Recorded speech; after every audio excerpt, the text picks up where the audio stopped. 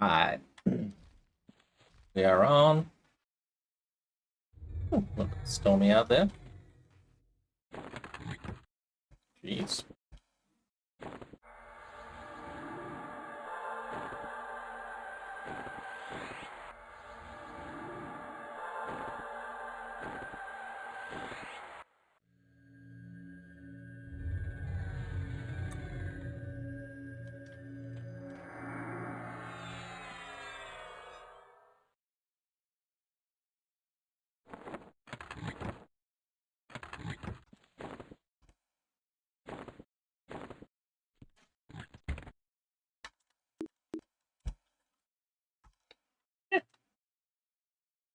Sounds not.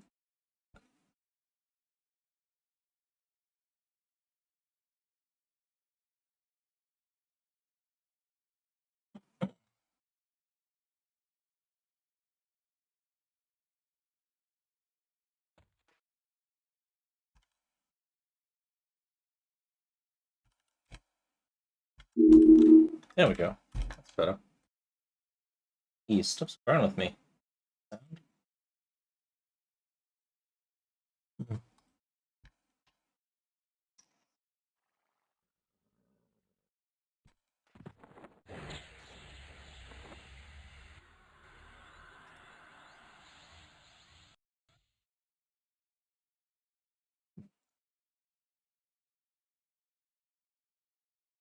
Did a little reinstall of my drivers today, and it's kind of messed up my sound a little bit. So I'm trying to play with that. So excuse the kerfuffle.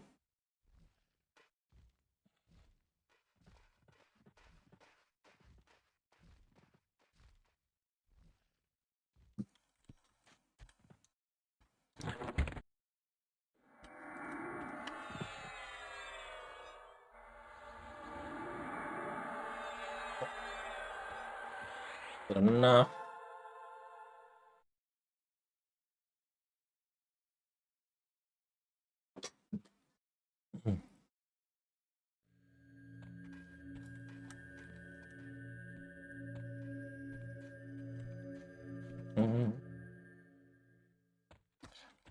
Heck.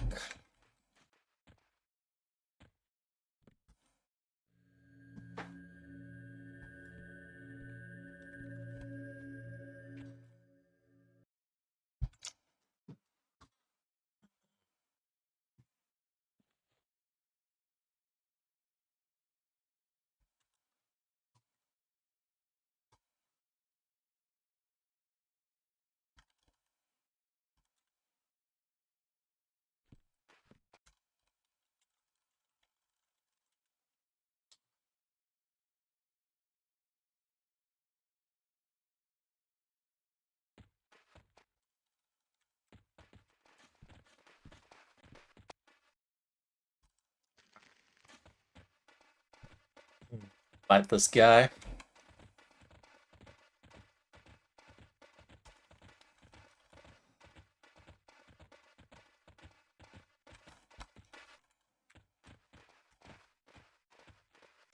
Keys. Up can.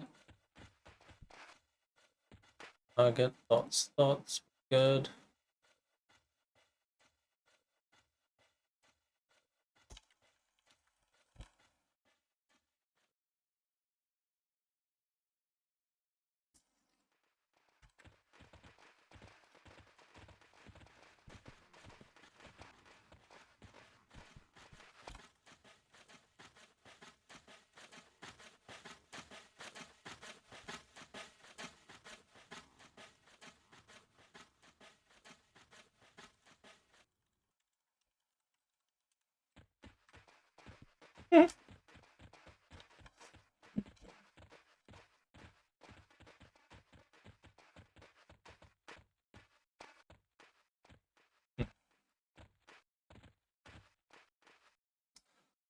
Alright, I gotta find a little pet.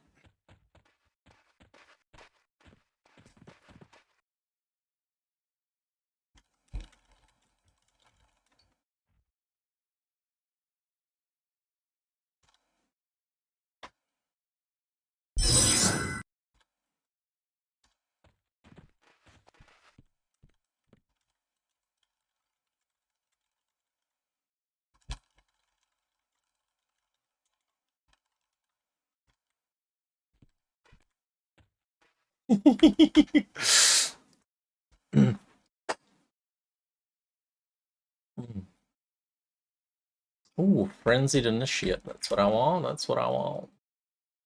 Right ahead. Ooh, all right. I'm just gonna invite one more person.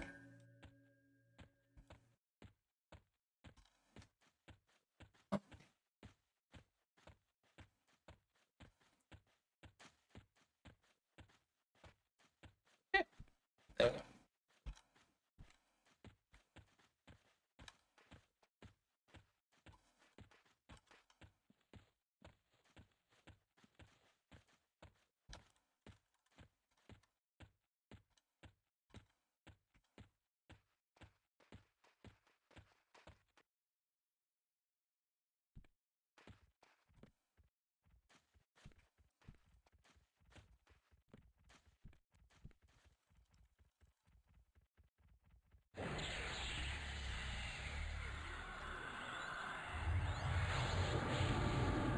Yeah, sweet. Stuns are working. That's good. We'll just clear a little bit of stuff. Hey, Sigurd. How you doing, buddy? Oh, welcome to the stream.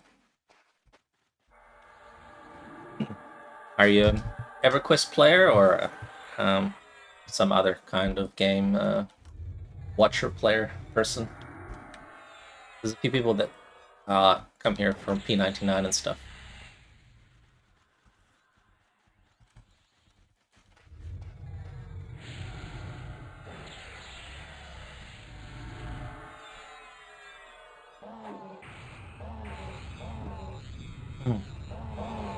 That's right. It does allow boxing.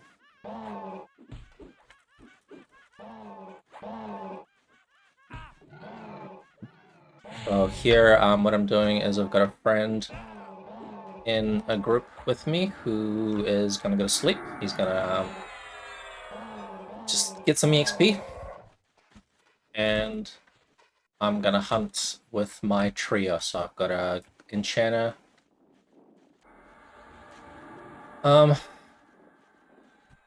Enchanter, Ranger, and Cleric.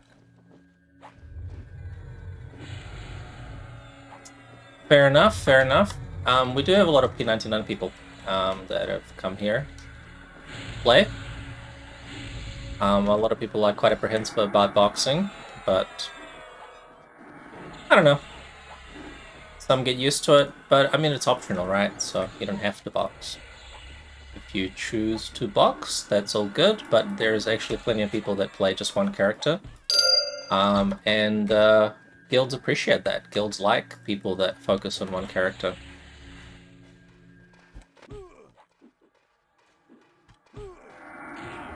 Sometimes that's preferred.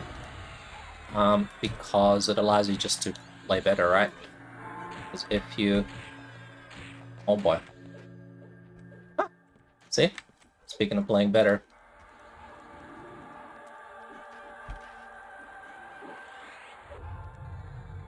Lets you play better instead of getting killed.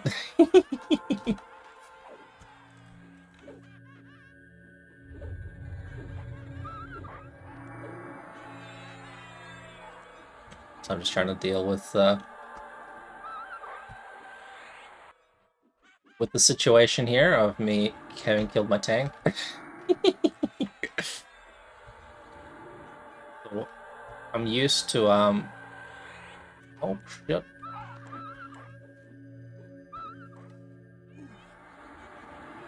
Mm.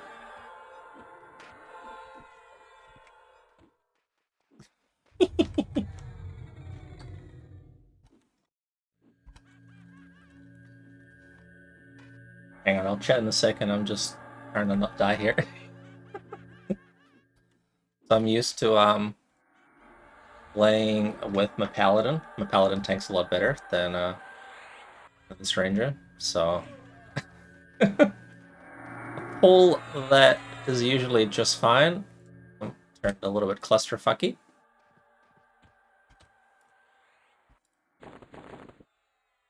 Hey, where did the... Oh, He charmed it, that's why.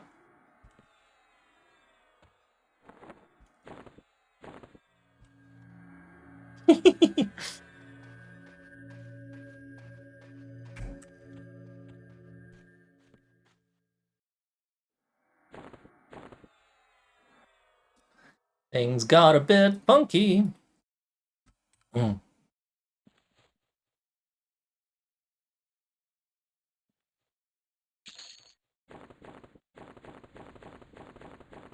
Volume up, a little bit quiet.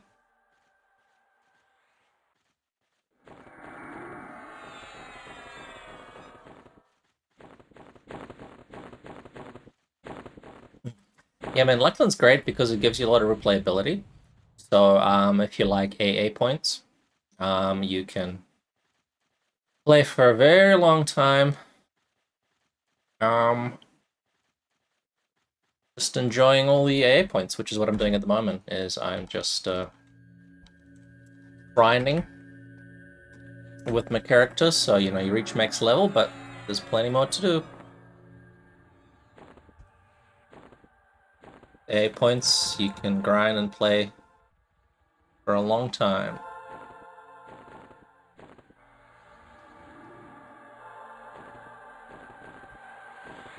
So each AA point is like leveling from level 51 to 52 or something like that. It's like completing the level 51. And yeah, you can get like 300-400 points. So quite a lot to do.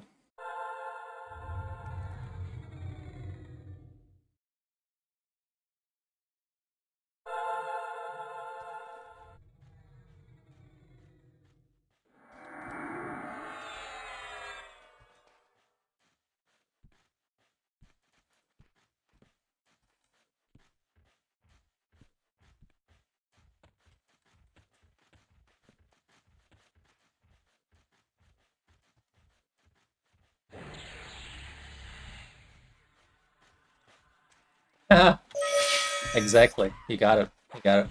Rangers, stop sucking.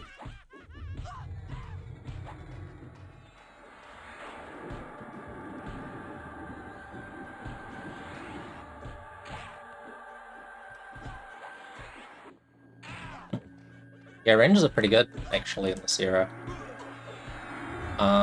They have really good archery, fun stuff. So this is the era where they get nice bows, and they get that AA that lets you shoot arrows without expanding the arrows. So you get like infinite arrows and stuff. So, yeah, pretty fun.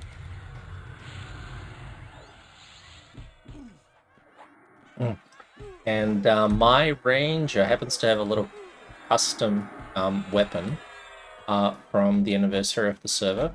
So there's a raid mob that is only available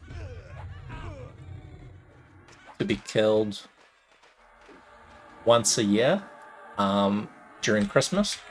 There's a 2-week patch reset where this one mob exists, and I got a it's basically a sweet life tap rocking weapon. And yeah, so what they've done is they brought back Maying Mistmore, which you may know, being a badass vampire. Behind you, I'm just trying to find this. And to the right, there's a really badass pet that I'm trying to find.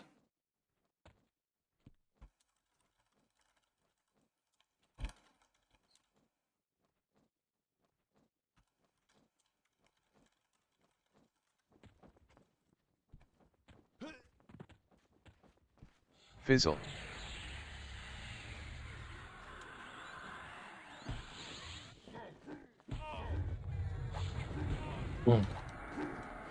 I'll show you. So this is the weapon over here.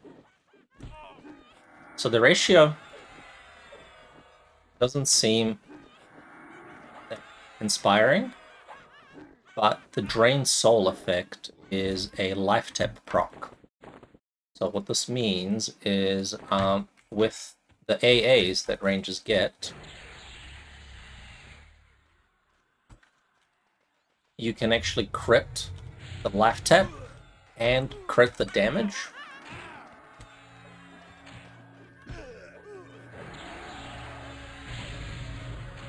So you can get a really big life tap proc damage heal, which means you can tank better. So yeah, it's pretty cool. It's pretty cool.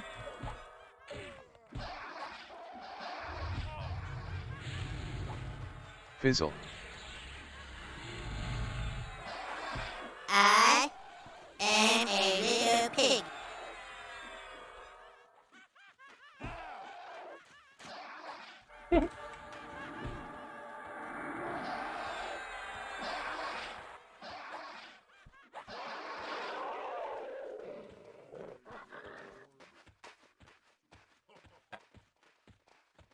So I'm trying to clear and kill these mobs so my friend can go to sleep.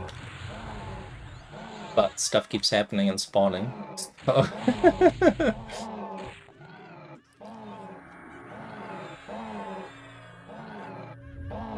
keep delaying his ability to go to sleep, so hopefully soon.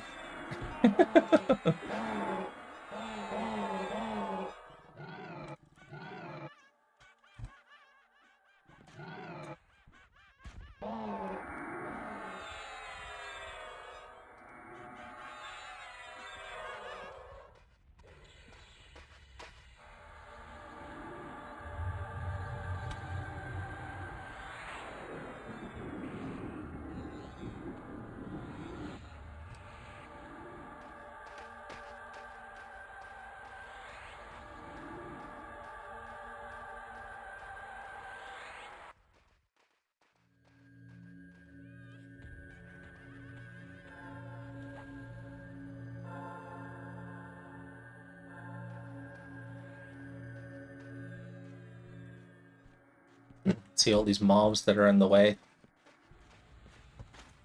Ah, they keep coming here.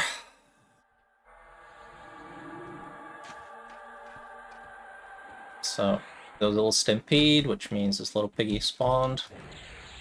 So I can go and try to kill it. Oh, go away.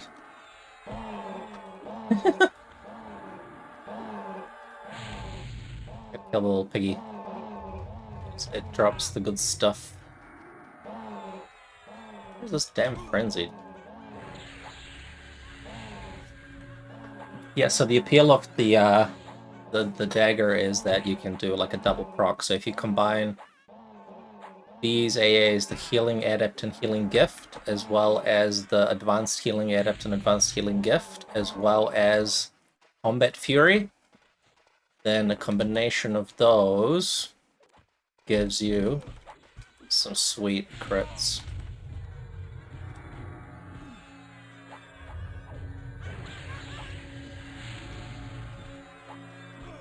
So you gotta, it's quite a commitment, right? You gotta invest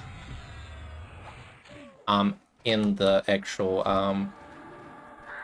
all the points. I think you need like 100 points or some shit, something close to that, before it really starts to shine, but it's worth it.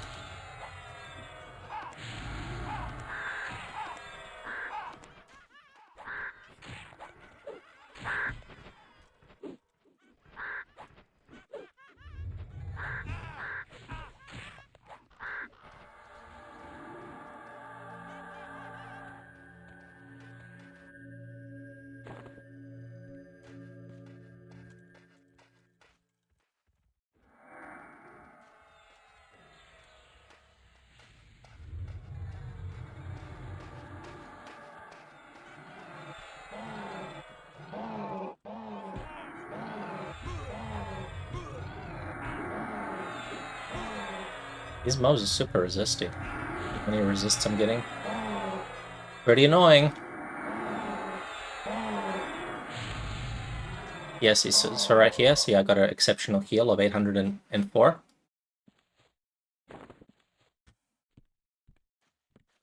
Ah. Yeah, man, so I guess boxing solves the problem of having to find groups and stuff, and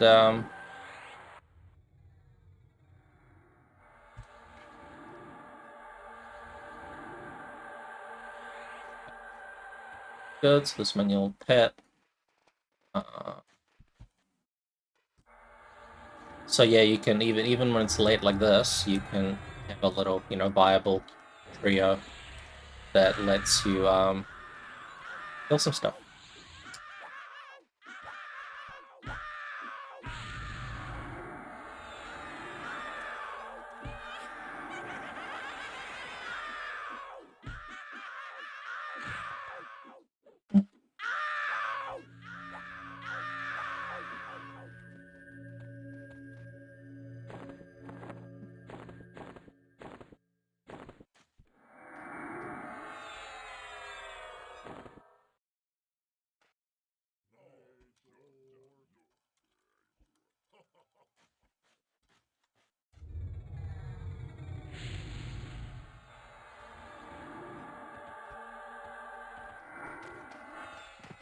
Alright, cool. Now I can move into the camp that I want.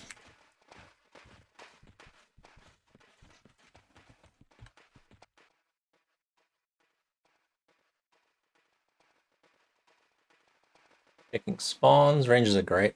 I love the tracking.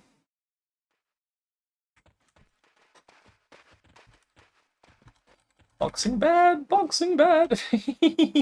Love it. I appreciate your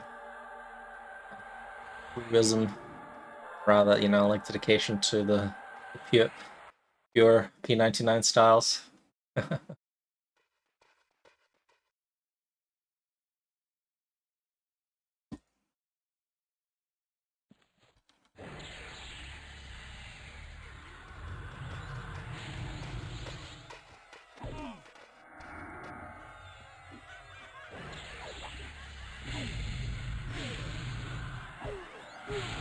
Fizzle.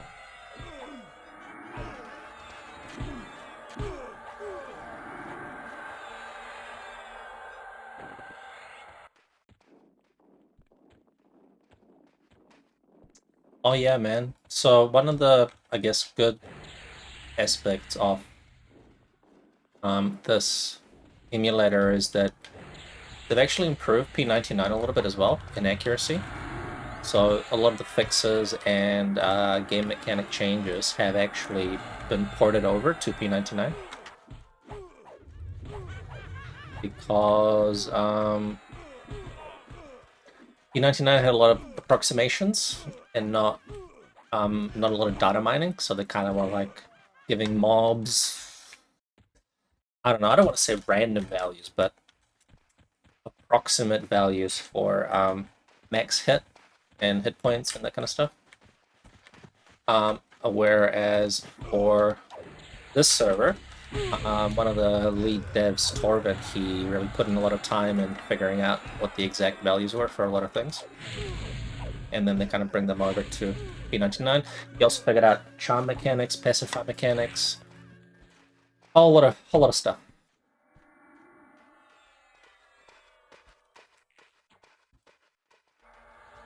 Yep, cool main fix is it. That's another example.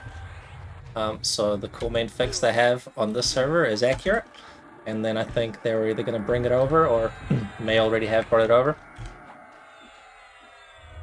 as a result of how it works back in EQ Live. Thanks, I hate it, he says.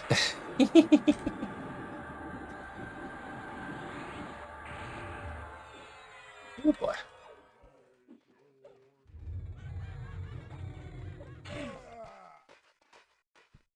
Pretty funny. It's ruined! It's all ruined! You and your custom content, you crazy P99 folks.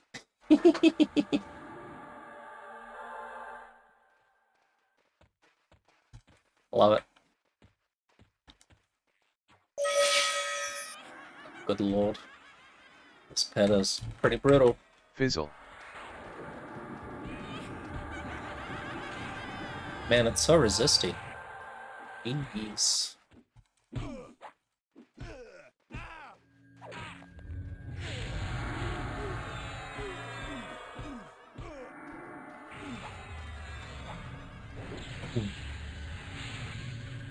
One thing we didn't bring over was your PBA changes. That was all your own working.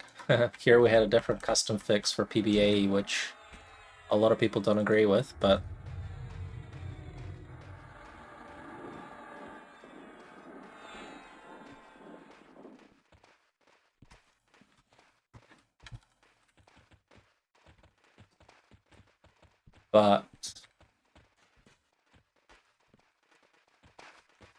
it's a long story, but for some reason, one of the lead devs, Torben, he was adamant that what actually existed was an EXP nerf when mobs were killed with PBA spells.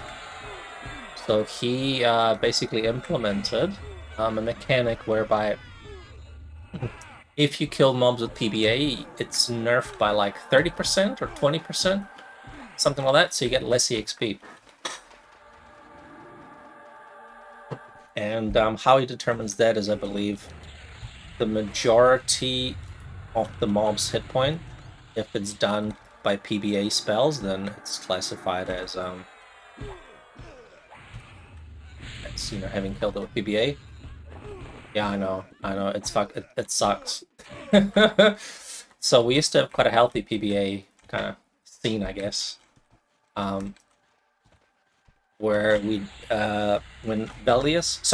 Lucklin first came out, there was a few good spots like Fungus Grove, Maiden's Eye, the Deep. So people were PBAing, and having fun and all that stuff. Yeah, I think we've got 13% or max EXP that you can get from a single action. So close. Same thing, basically.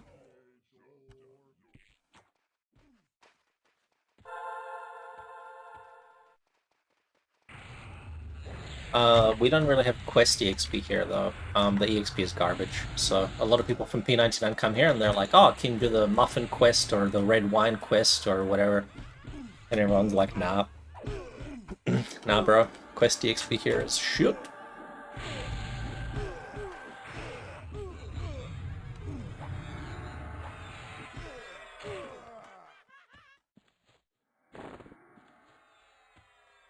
So a little bit disappointing, but, you know, that is what it is.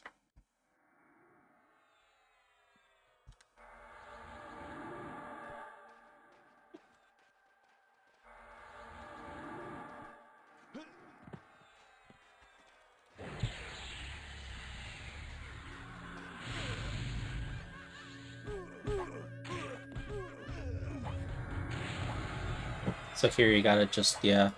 I mean, because you can trio box, you can power level a lot better.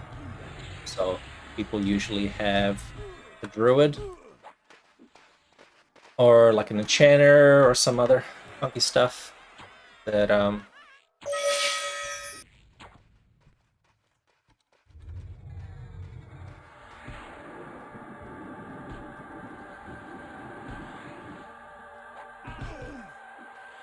my god, this pet is so resistant.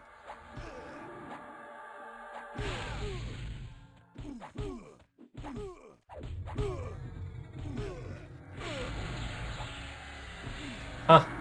Yeah, so Pete 2002, I think it got created as a splinter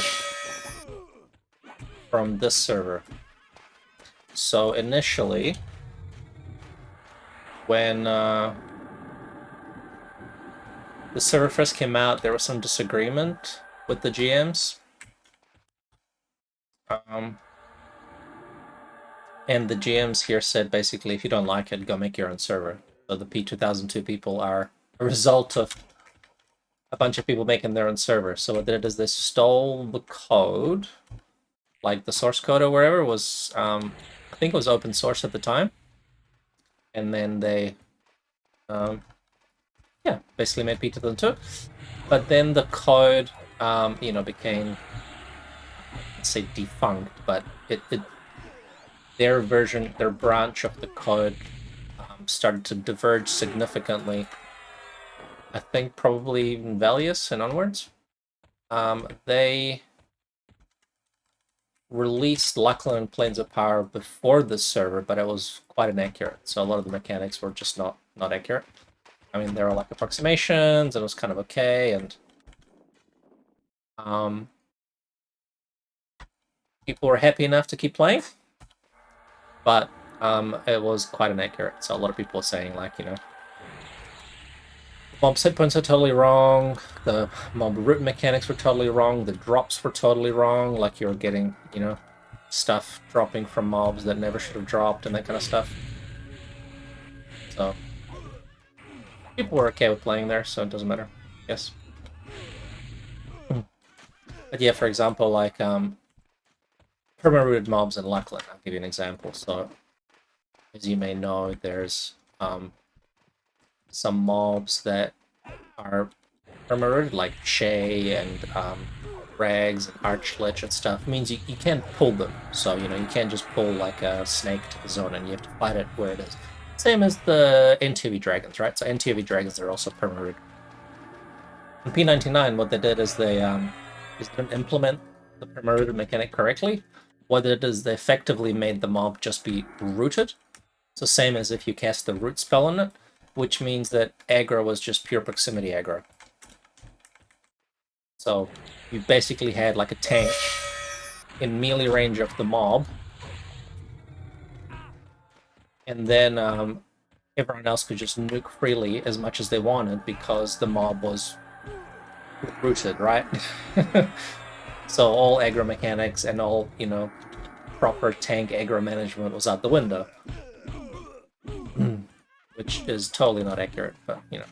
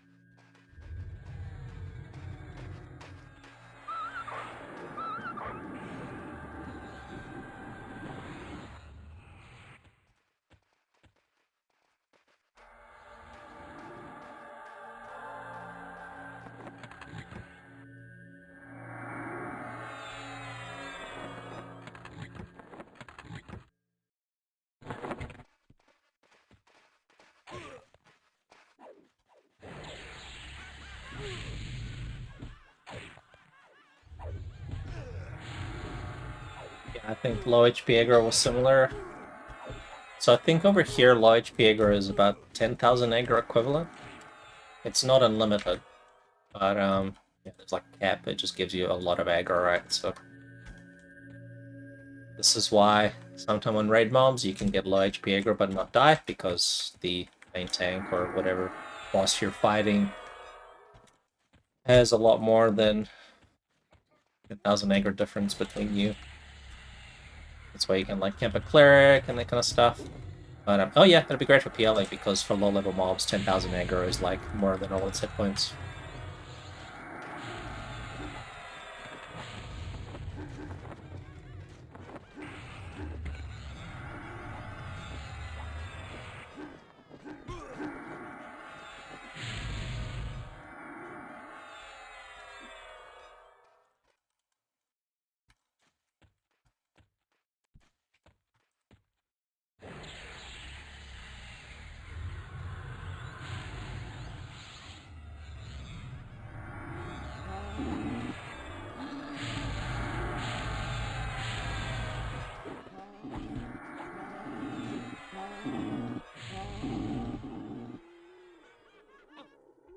Funny you should say that. There's A lot of people that swear the opposite is true with regards to the community. They talk about how the community is much better than P99, etc. But I mean, results may vary. It depends on the level. It depends on, I guess, the individual. A lot of people here gotten a bit more hostile lately because there's been a huge influx of new players. So like recently, I think a lot of people are begging or like begging for gear or begging for items and that kind of stuff. So people have gotten a little bit more apprehensive. However,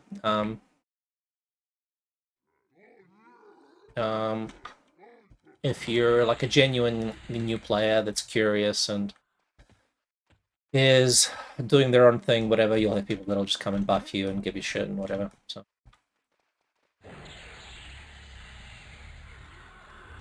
Oh yeah, true. The end game is a bit crazy. Here it's the opposite. Here, like the end game is super cordial, so we have rotations.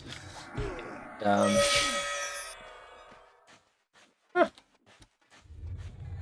Fizzle. So everyone gets along pretty well, and people agree on things. So we don't have like poop socking. We don't have bat phones. We don't have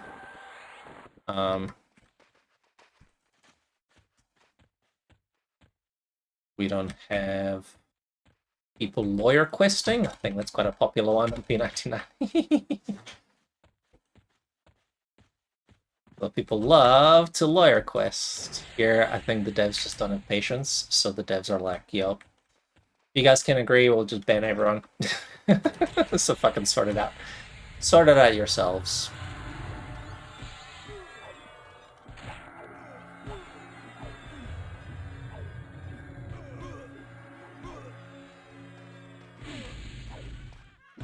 So there's a lot of agreement between players because they don't want to waste GM's time because we don't really have that much staff. We don't have much customer service representative staff.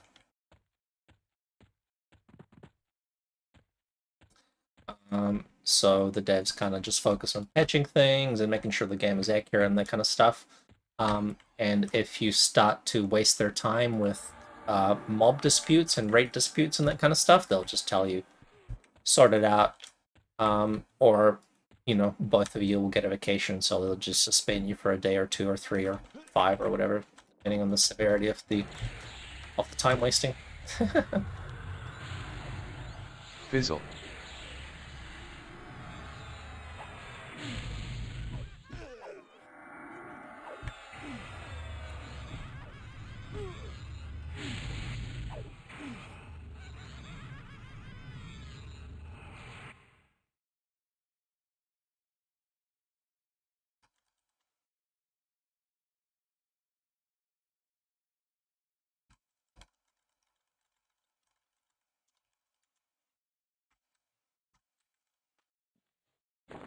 Yeah, the rotations are pretty nice because you can schedule things. Oh yeah, the scroll wheel. Huh, yeah, true. That's a funny one. That gets a lot of people. There's a lot of new players that come around. They start on the server. They don't read the getting started guides and like all the server differences and stuff. And then they're like, "Yo, I can't scroll out. What am I doing wrong? What's broken?" And then everyone's like, "Haha, you can't do that here." And then they're like, "Okay, bye," and they quit. So it's like all these level ones that come in and complain about scroll wheel and they just quit right away. It's pretty funny. The scroll out, it's feature that was added in I think 2005 or 2006 era client, where what you can do is simply with a scroll wheel you can zoom in and out, so you can change your F9 third-party view, kind of like a WoW interface. So in World of Warcraft,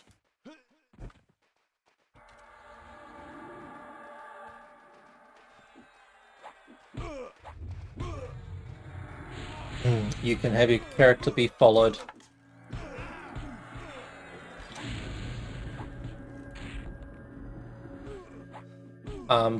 It's just like an easier view, so it's already kind of possible to do in the existing game, but it requires a bunch of adjustments. So it's basically this view, I think.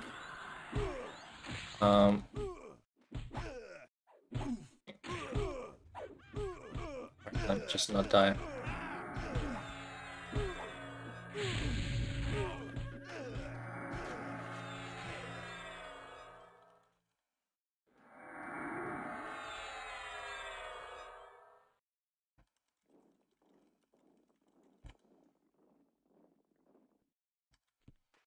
So it's this view, but you can zoom out. So like this, I think. It's kind of like this view. You've got like a third person view, but instead of having to press the F9 key,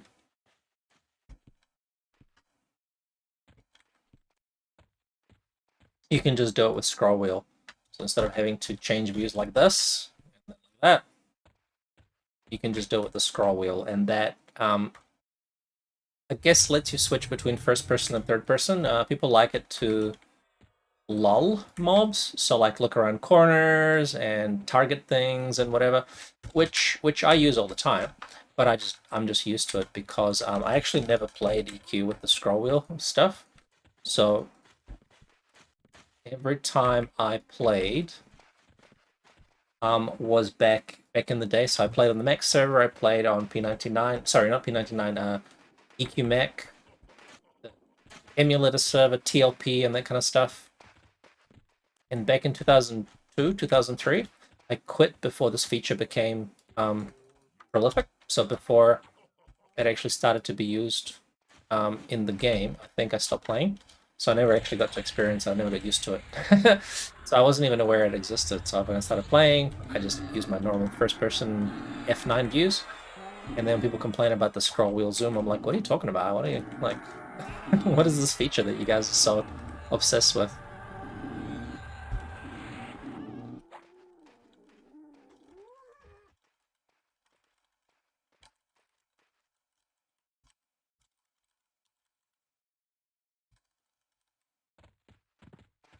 So, yeah, I guess ignorance is bliss.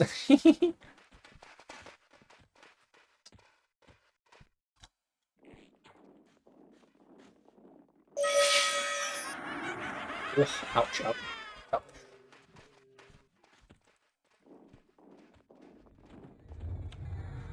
Fizzle.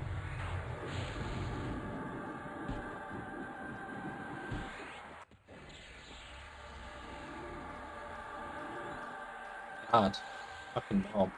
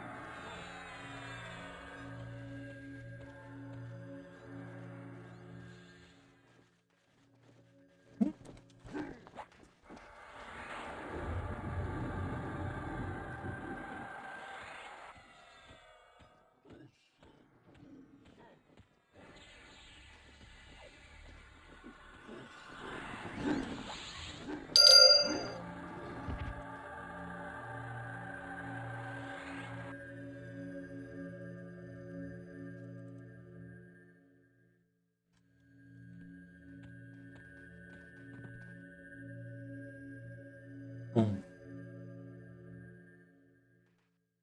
Yeah, sure. I mean, people already kind of multi-box on P99 already. They play in P99 blue and green at the same time. That's the same thing, right? So you guys are no strangers to boxing because you guys actually do it.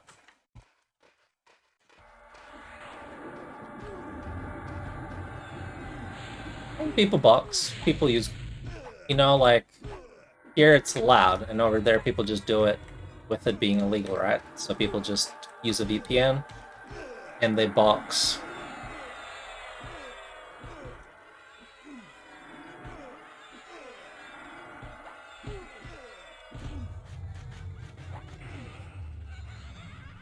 Yeah, sure. So people box on the eCommons tunnel, right?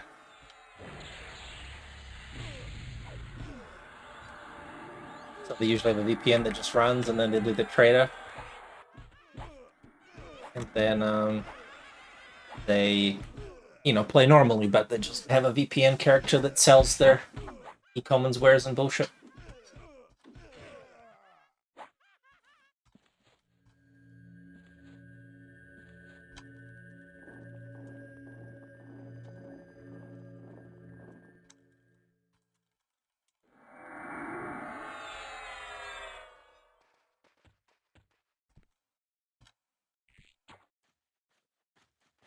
Yeah, it's not worth it. I mean, you know, you can always get away with it, right? But it's always a matter of like, is it worth losing, you know, a year or 2 years or something of progress? Probably not, right? Because you'll eventually get caught. There's no way you won't get caught. It's always funny seeing those videos on YouTube where, you know, someone reports someone for boxing and then the GM comes in and they do a boxing check. You gotta do this. Have 2 characters run in the opposite direction at the same time, and then the person just queues out. And you're like, whoa, that is not gonna be good. And then, you know, they just unplug their modem and shit. Ooh, Epic Enchanter. Epic and Cleric, man. Enchanter Epics are fucking hard on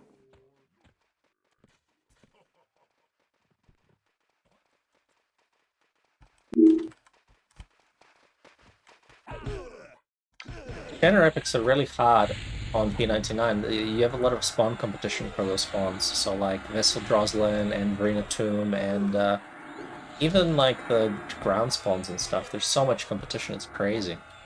Over here, it's like, even when I did it in Valius, nobody cared. Pretty much, I think I did the Epic in like 2 days or something on my second Enchanter, because it was just, you could just, everything was free, all the mobs were up, it was just a matter of collecting the things, so, you know, you kind of get your Plane of Hate drop, or you get your Plane of Fear drop, and then you're like, okay, cool, I got the hard bit done, I can now go and start the Epic, and then you just go do the rest of the easy bits.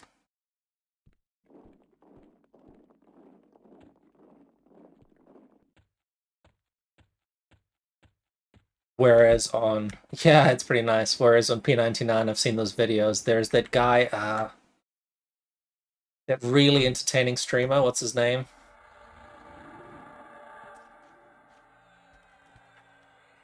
Larry, I think. Level Up Larry. Yeah, he's fucking great. But I've seen him to get the Enchanter Epic, and you know, I see him log in. He's trying to get some help, and then he like dies, and then because he can't res himself, he gets someone else to come help him, and then he tries again. He's trying to do it all solo because he you know, don't have any support classes, so he's like solo enchanter that's trying to like blur mobs and passy mobs and invis and all this shit, and then he just keeps dying over and over. And I'm like, man, in this server you just go and you just get it done. It's super easy. You know, for him it's been like months of working on the Epic. But yeah, big difference on what's rare and what's not. And then things like that nobody really camps here, like the Goblin Gazuli Ring. Like that stuff is just worth a shitload, or was before there was alternatives and before there was better means of invising. That item was worth like 100k here because nobody could nobody was farming that stuff, and nobody could get it to spawn or like waste time in the lobby zones because nobody really hunts in Lake of Aloman. So it's a very underutilized zone. Whereas on P99, you've always got groups and you've always got people exping there and hanging out and that kind of stuff. So very different. Some things that are common there are rare here, and some things that are rare there are common. So it's kind of interesting.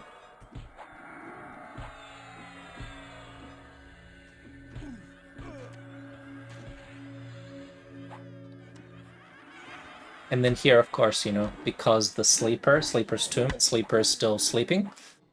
Because that's just how it was back on EQMech. I think what happened was the Sleeper script was bugged. So the Sleeper, I think, awakened, and then he killed people in Sleeper's Tomb, but he never went to other zones, and then it didn't, like, properly trigger something. So basically, next patch, next reset, the Sleeper just kind of went back to sleep. So every 2 weeks it kind of reset. So here they've mimicked that. Sleeper just doesn't wake up here because that's how it was in EQemulator. Which means that things like Mask of Tinkering, Scepter of Destruction, Cell and Dried Dagger, it's all super common here. So everyone's got one, which is pretty cool. Those no masks are pretty awesome.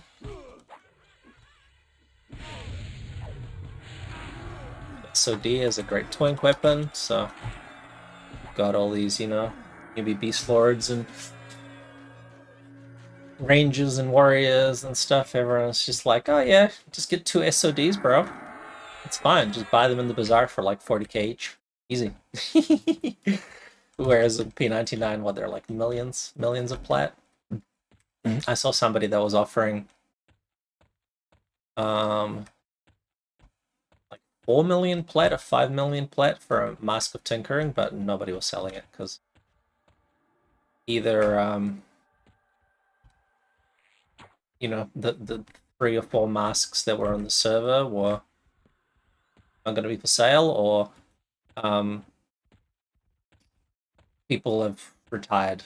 So there's a lot of loot that's kind of been retired because people stop playing. So who knows how many masks are on the rotation in the game on active players now? Could be like 1, could be 1 or 2. That's it. So yeah. Whereas here, a mask is just a nice little shrink item for your bards, right? So when you get to like level 50 on a bard, you're like, yeah, let's get a Mask of Tinkering. That's a good way to shrink on raids. Easy peasy. Alright, I gotta go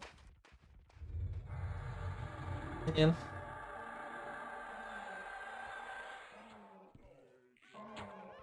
These mobs are so resistant, they keep running away. It's super annoying. Oh yeah, now Tentus Tusk is... I mean, people just don't really hunt there very much, but I think the drop rate is maybe like 20% here.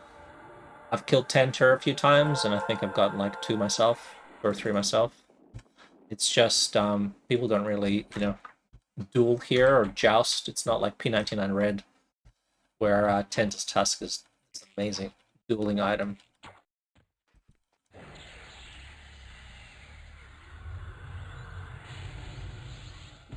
Yeah, I don't know. Maybe the spawn is rare on P99. I don't know.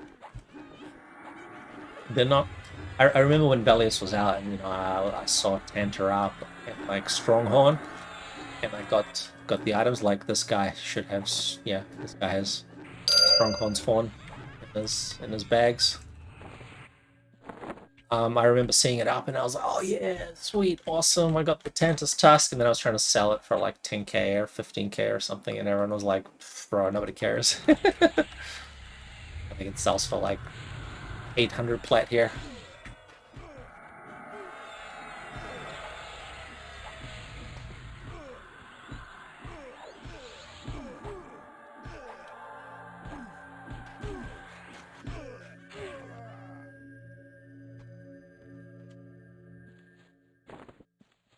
So yeah, as I was saying earlier, we've got anniversary events here. So every year for Christmas,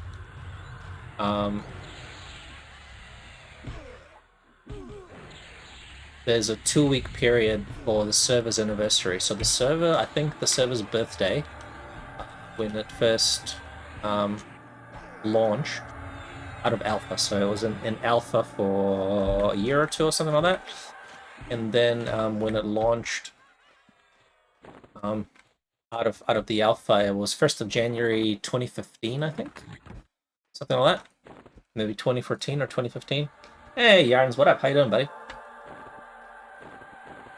So the server launched, and every year we get a little anniversary event now. So between Christmas and I think like 5th of January or thereabouts, we have anniversary quests. And some of those quests are the cumulative. So first year we had an anniversary quest. There was like a little weight reduction bag quest, and in the second year there was a weapon turn-in quest, but also the weight reduction bag quest. And then in the third year there was this Thurgoden Gate Brick quest, as well as the year 2 and year 1 quests. Year 4 had like a little buff bot. Year 5 was a bunch of raid mobs, and year 6 there wasn't anything. People already had tons of stuff to do. So the weapon turn-in quest, what you do is you farm some random rare weapons that nobody really uses. Like, for example, Jojo Claws, Mystical Claws of Jojo from Kara Isle. Like, who hunts that? Flesh Ripper from Kobold Guardian. Fizzle. Glowing Iron Pike from Garton and Mistmore. Like that kind of stuff. So like random little obscure weapons, Queen's Messenger from Crystal Cavern, like that kind of shit. So these random little obscure weapons that nobody really hunts usually. And what you could do is you get those. They're usually lore weapons, so it's always going to be like a lore weapon that's a pain in the ass quest or something like that, or a rare drop, few that are no drop, few that are quests. And then you turn it into one of the NPCs in Plane of Knowledge, and he gives you a token. So you can get a token that's an A class, B class, or a C class token. And then you turn that token into another NPC, and you get a random reward. So you can get like a potion, you can get like a high quality cat pelt, you can get a malachite, or you can get Fizzle. a fungi tunic, or you can get a cloak of flames, or you can get a guise of the deceiver, right? So it's like the lottery, basically, like a casino, except most of the time you get complete junk. You get like a five dose potion to the swamp, or to the field of bone, or something like that. But you can strike the jackpot if you get the right weapon and you get the right token. And you get very lucky on the turn-in, you can get a guise of the deceiver. So people are doing this quest, and that's like the only way you can actually get the guise in the game, because they never dropped.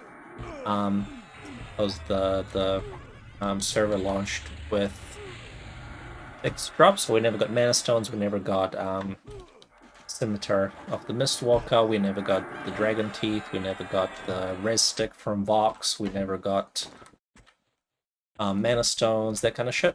So through these anniversary quests is the only way you can get these items. And then if you get very lucky, you can get your weapons, and you can be a Dark Elf Ranger, yeah. So, because I've been playing for many years, I got lucky with some of the turn-ins. Yeah. You can get the fashion quest styles. Pretty cool. You can get the monks and paladins and druids and rangers and that kind of shit that are dark elves are pretty fun.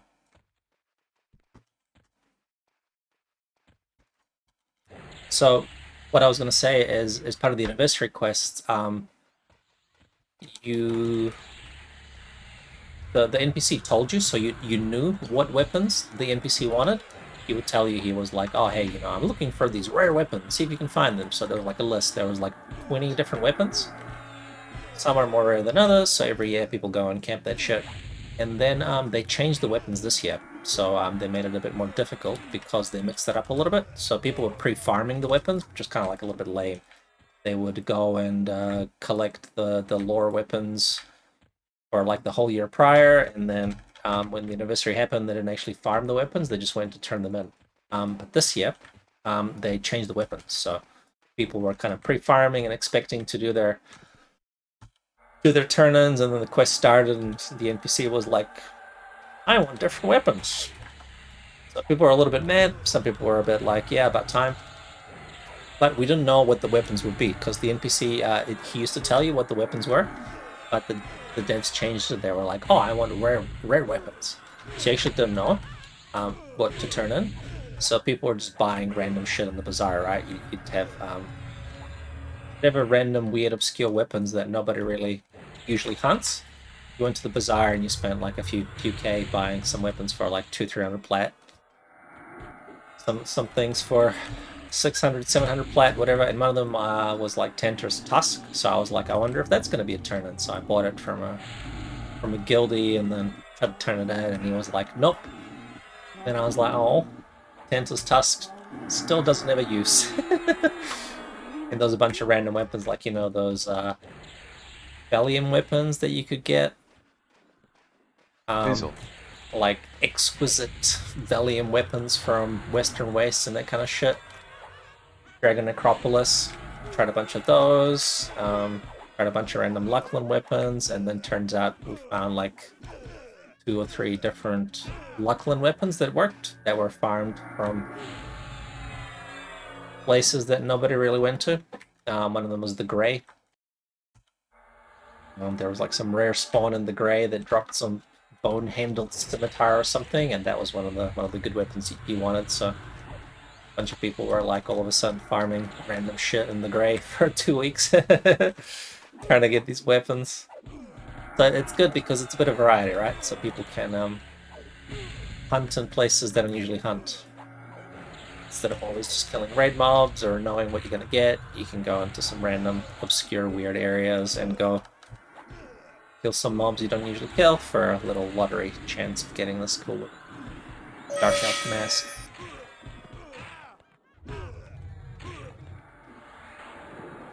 This pet is so badass. Melts me.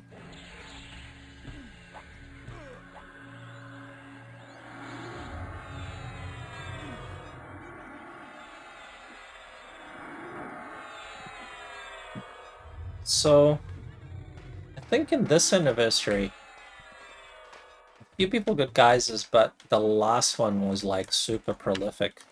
Because people farmed those rune falchions from Lower Guck. That was one of the drops. Is the Froglock Crusader in Lower Guck, the one that drops the Mithril Rune Tunic.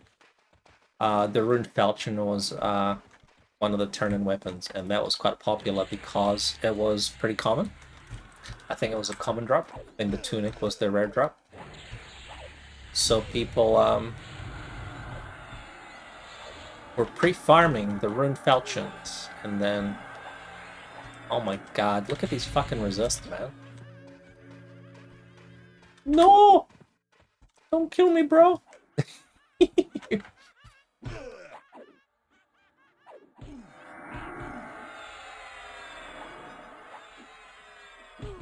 You AEing in City of Mist? Nice.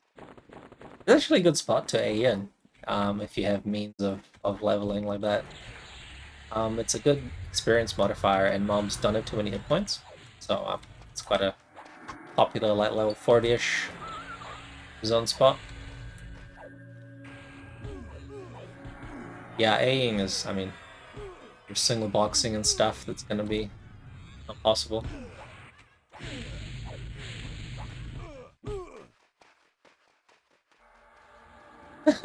Bastards.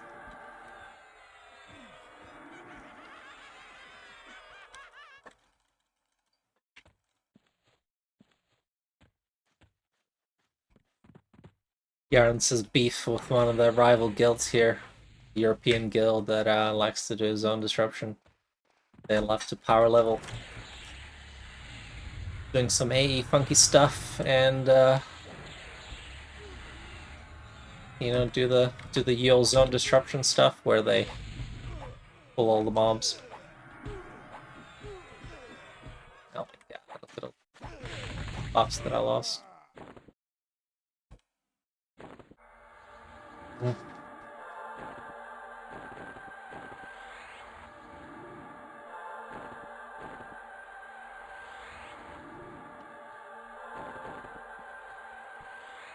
Bet you one ham sandwich.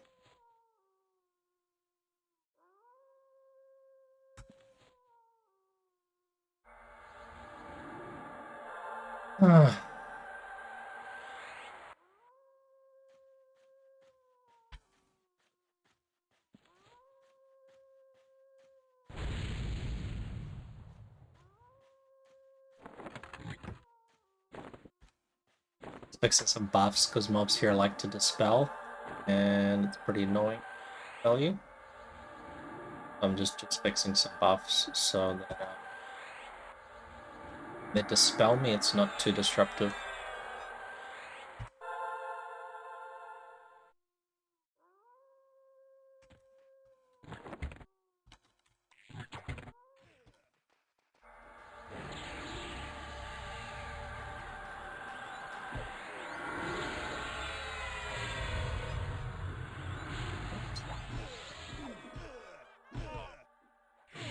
Can I taste? It did. Man, I thought my ranger was good at tanking this stuff, but compared to my paladin, this guy sucks. My illusion has been shattered.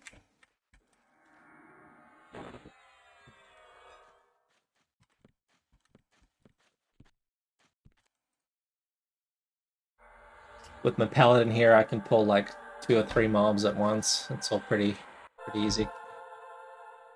But over here, if I pull like 2, I get spanked. Not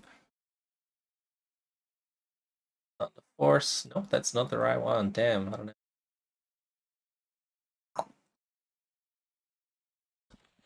Damn. Oh yeah. Named. Alright, so now you'll see how badly my ranger tanks. There's a named mob that spawned, and he is very nasty. Fizzle. I'm gonna have to like divine intervention or something to save my little ranger. The named mob, like quads and stuff. Quads and flurries and shit, so super nasty.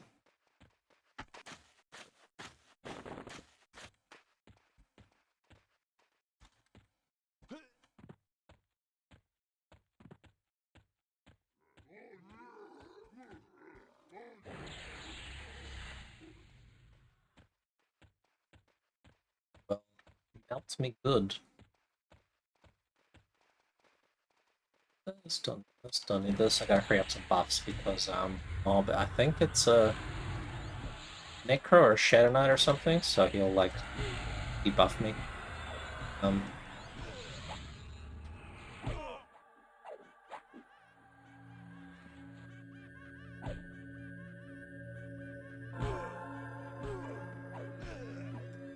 And I don't want to lose the good buffs.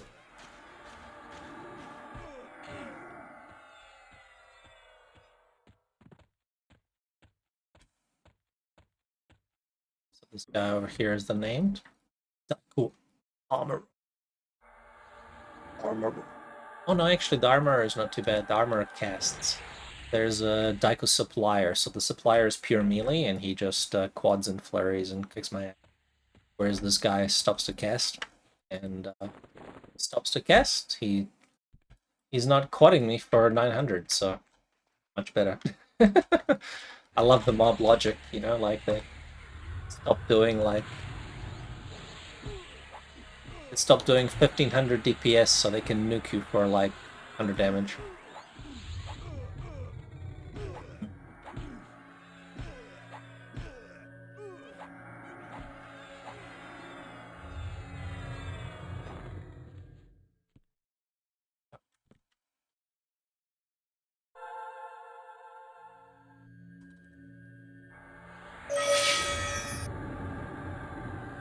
See, when I'm recharming, I'm pissed.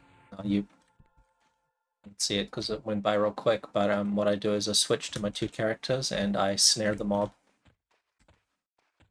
on my ranger. So I do a fresh snare, and on the cleric I stun the mob. So I cast like a 5-second stun so that I can recharm the mob and not get my ass whooped. This is because the little frenzied pet that I have does quite a lot of DPS. So he hurts.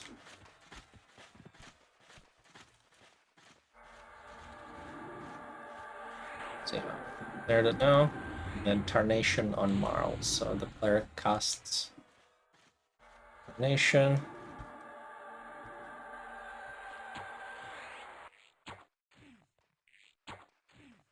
I'll do some range it.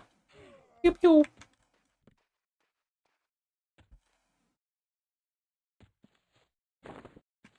So that's my little recharm routine. I just,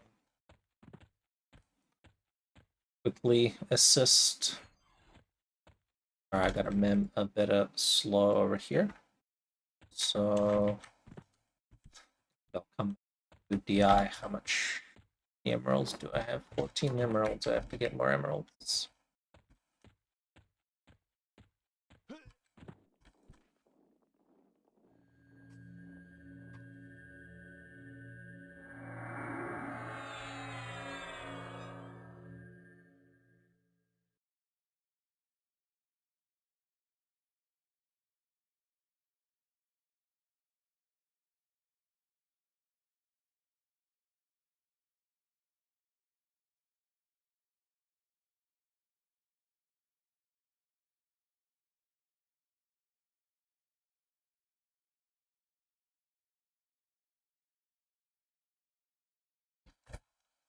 Okay, so I'll just got DI on and I'm casting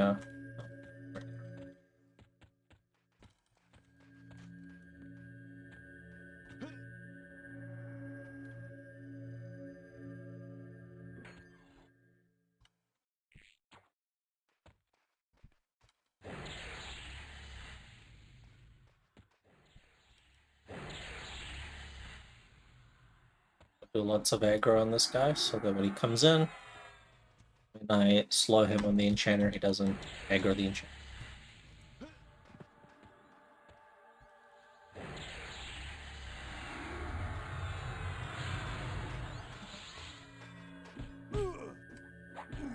Oh, there we go. Now he's slowed.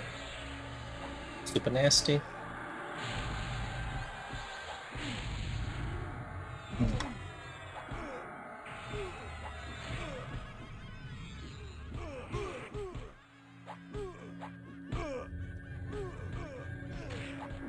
Yeah, so he's hitting for 832.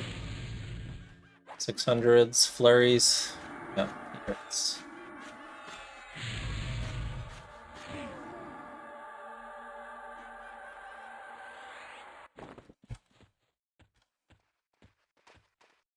The reason why you kill these guys is you want to get the rune spells, which is the level 65 turn-in things, but they are a rare drop.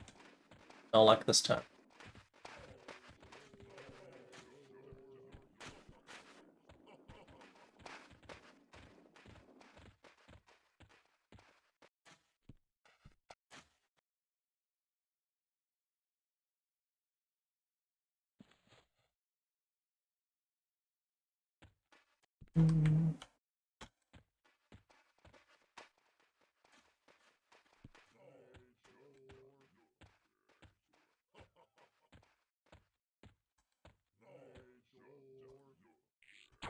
We go back, so we do a little circuit, kill some stuff, go back, more stuff.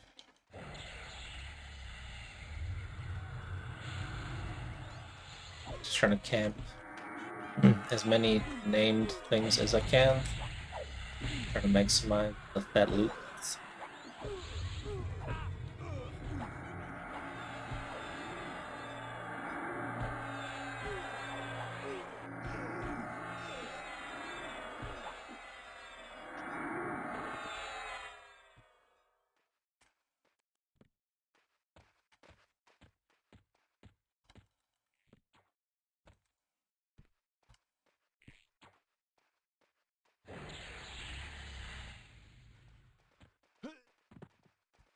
Fizzle.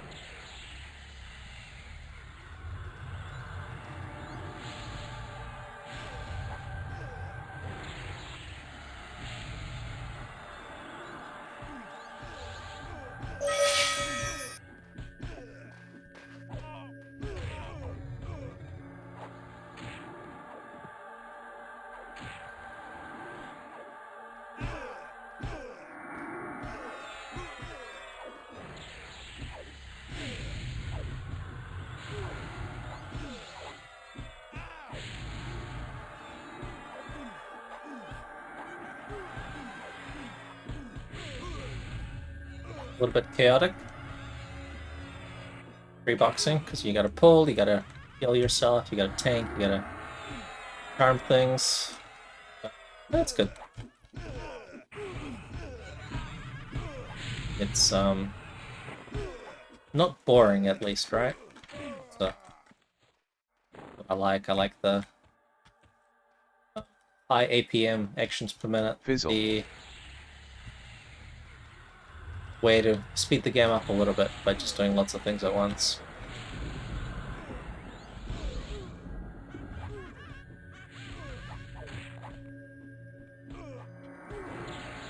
Like back in the day, back in 2002, 2003, I think, maybe even 2001, I remember paying for more than one EverQuest account. So I ended up adding another character in 2002, must have been, when POP was out. I don't think I played more than one character until POP. And then, yeah, that was pretty fun. You had to pay extra $15, but you got another character, and then you could just do more things. Geo things, or do more things at once. You could, if you wanted to, you could like raid an EXP at the same time, or be in different EXP Fizzle. groups and that kind of shit, so all sorts of funky things you could do with two characters. It was pretty, it wasn't pretty common, it was a little bit unorthodox, because, you know, people didn't want to pay for multiple accounts, and also people didn't have enough specs, so, like, having a powerful enough computer so you could run 2 instances of EverQuest was not common. You had a good video card, you had to run EQ windows so that you could see what you're doing, that kind of stuff.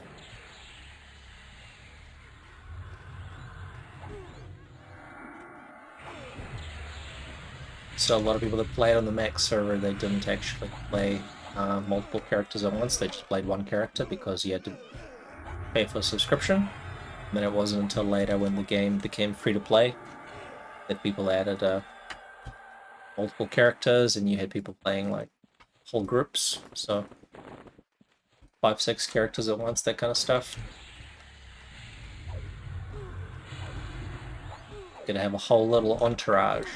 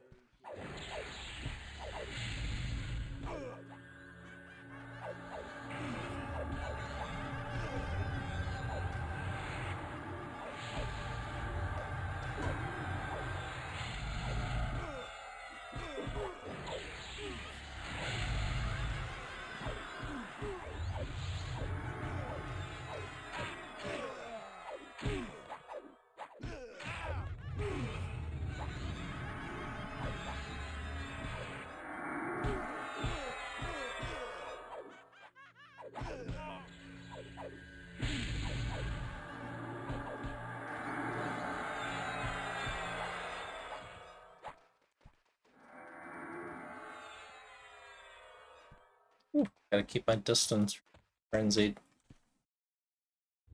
Get into the habit of making him guard slightly further away, because if he jumps me when he's close by, he's gonna whoop my ass.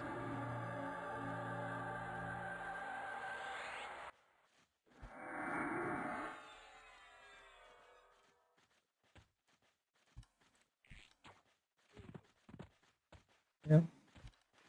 Any roaming mobs here?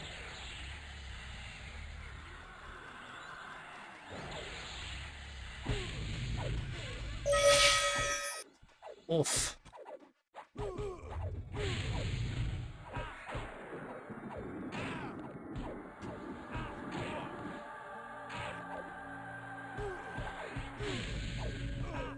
Oh. But it just hit DI fire. Damn. It died.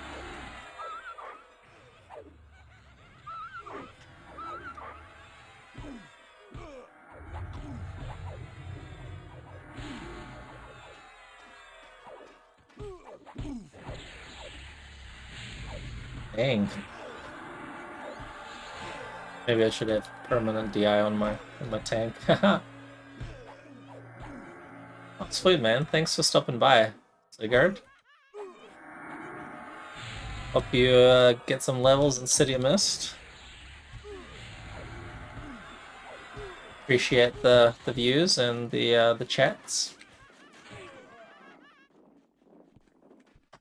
Yeah, man. I do love the P99 threads when people complain and like they make a new thread. They're like, you guys should release Lucklet, or you guys should do like custom content. You should do like AAs or something. And then there's an equivalent amount of people that agree, and there is that wish like death upon the original poster. So people are like, yeah, we should have AAs, and then everyone's like, die. Hope you die, you non-classic scumbag. So I do appreciate that about the community. You have some purists. Classic stuff, classic. If you're not sending death threats to each other on like an elf simulator forum, are you really living? Alright, take care, buddy. Good to see you.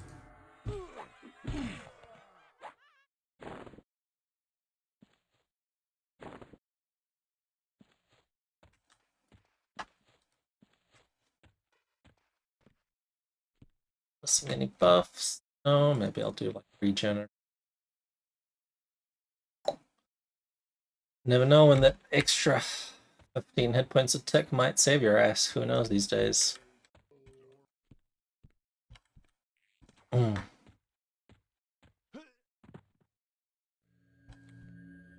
this Soulfire guy's pretty funny.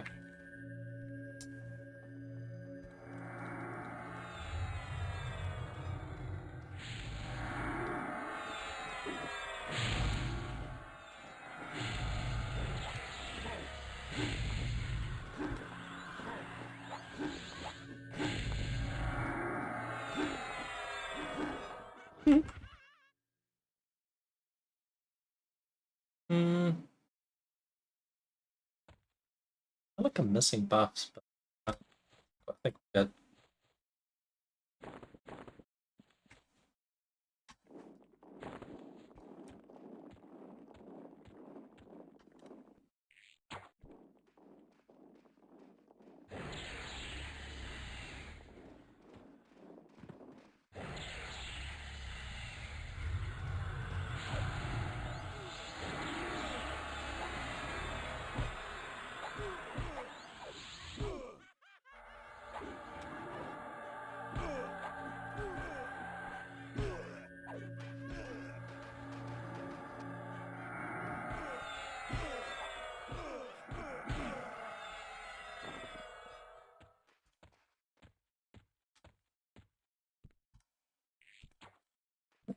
Oh my god.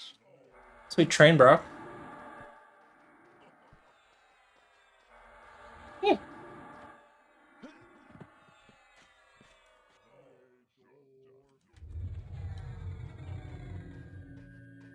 Oh.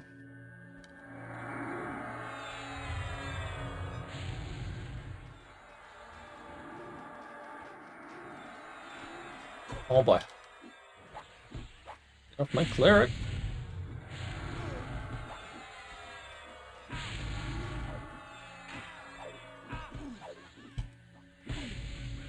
See, I love how every fucking spell just keeps getting resisted. Fizzle.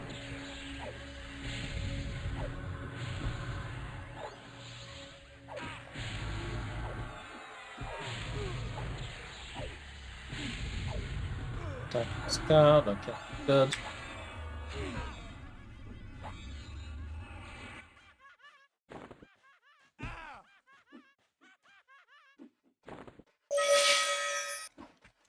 Fat ogre corpses.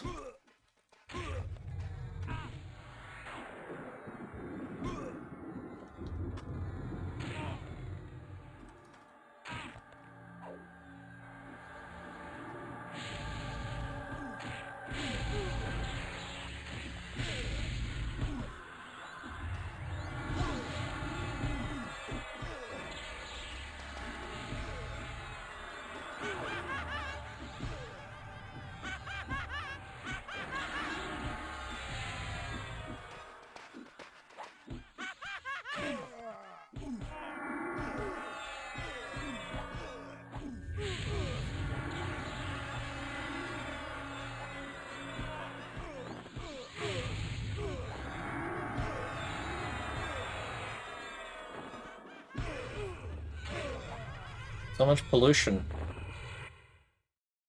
One thing I missed from this client is hide corpse looted. Would be really, really useful. So I don't have to loot and destroy all the items all the time. But fortunately, that feature is out of era.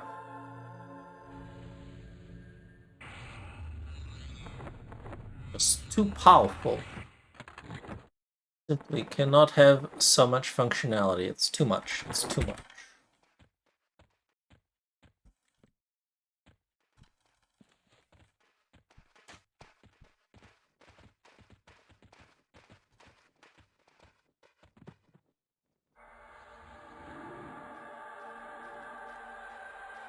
Fizzle.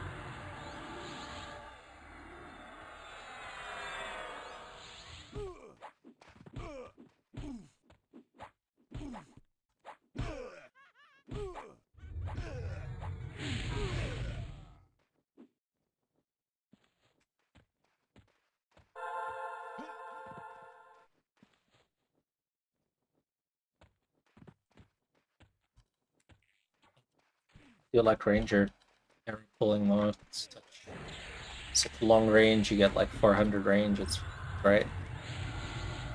I pull things from miles away.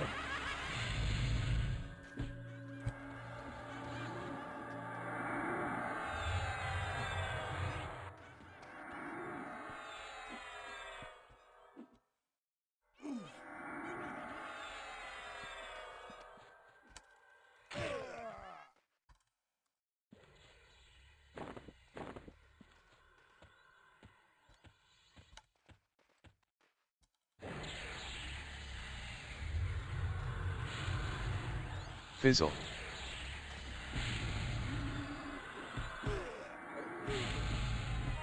Those are so resisty. So annoying. Can't let snare, can't let slows. Oh my god. That was way too close. Oh my god, and then he ran away. Okay, now I have to figure out how to get this guy back. That doesn't train me.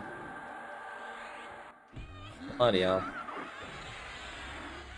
Oh my god.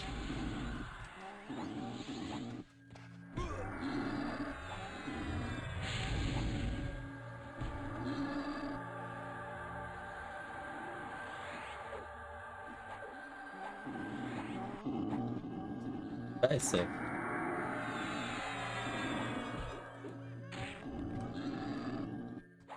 So that's the danger of having a powerful hasted quadding pet. If charm breaks and he turns on you, then things get pretty loose pretty quickly.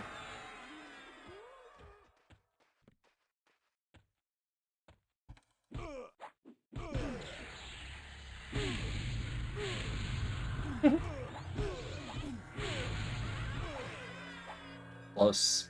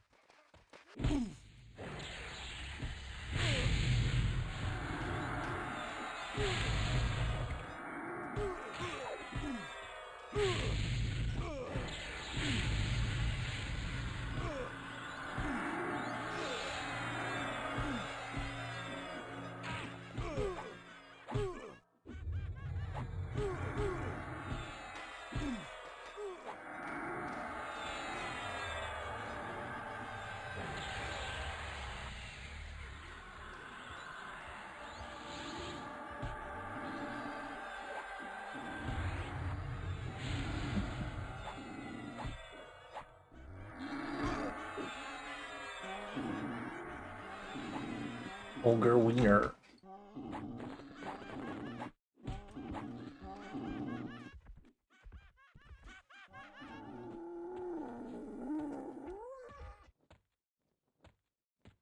When are you gonna come raiding with us again, Yarns? You gonna come join? Start skipping work and start raiding instead?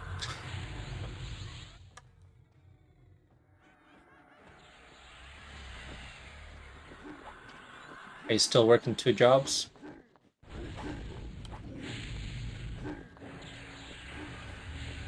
Yeah, you'd probably only like join if your work situation changes, right? If you start doing a different job with different shifts, so you don't have to go to bed so early. Oh, trucker school. Bro, being a trucker would be dope. You get good money being a trucker. It's kind of funny how, like, a few years ago, everyone was talking about how AI and robots would, you know, destroy jobs and nobody would drive trucks anymore and nobody's going to work in restaurants anymore and hospitality and blah, blah, blah. And now those jobs are like the ones that everyone's hiring for. Everyone's like desperate to get staff to work in hospitality and transport, delivery, and that kind of shit. So it's kind of worked out the opposite, basically.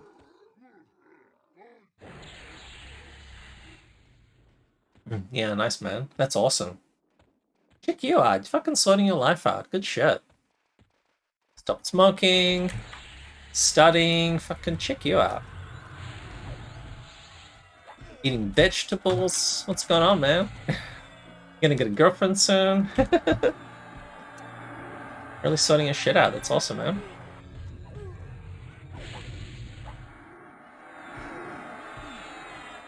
Turns out playing EQ was the bad choice all this time. The less EQ you play, the more awesome things you do. Usually how it goes.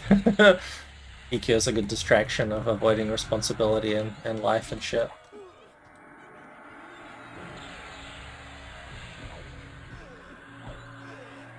Yeah, garbage truck delivery would fucking dope, man. Like, yeah, long haul is pretty killer because you gotta like 10 hours of driving. You'd have some health problems from that. I think just being stuck in a confined space and not being able to take breaks and concentrating. Like it seems pretty dangerous to me. Like I couldn't concentrate driving for fucking 6, 7, 8, 10 hours. Like I'd fall asleep. But if you do delivery stuff like service garbage or I don't know. I mean, you've done deliveries before and stuff, so yeah, I think that'd be great. You could join the mafia. They all run a garbage company as a front, like in The Sopranos. That could be your end to the family. You can join the family. Yeah, see you at the Louis. I do garbage man. I make honest living. And then boom, you're in. You're banging hot Italian chicks. Good plan.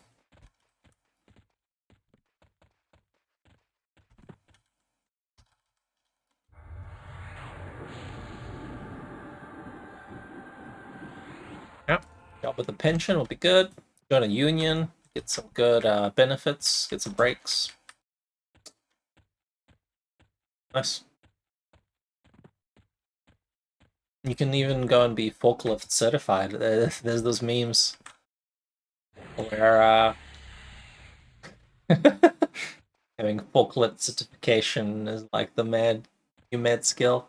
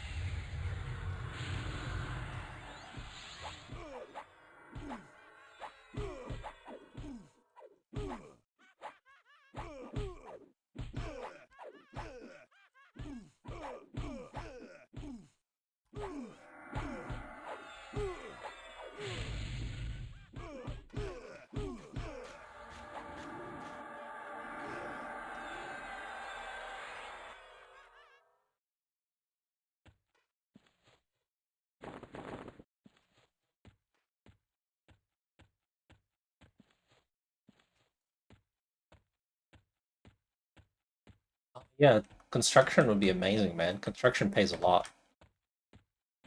Before working in IT, I was thinking of doing construction. I had a few friends that were builders and stuff, and I was looking into doing that as like an apprenticeship, but then I just ended up getting an IT job. But yeah, man, construction's dope. I know a few people that do that, and they made a lot of money, and they're pretty happy. It's a pretty fulfilling job, you know, like you build shit, right? Pretty nice.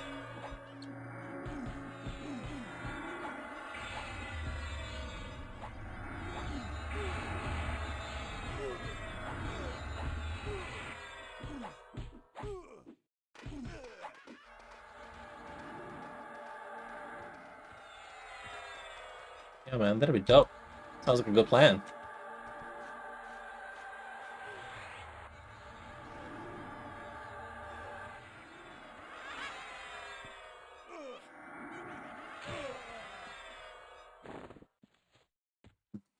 Seasonal work is nice. A lot of people do it in Australia. They work in the mines, so they drive big trucks, like diggers and I don't know, lorries and shit.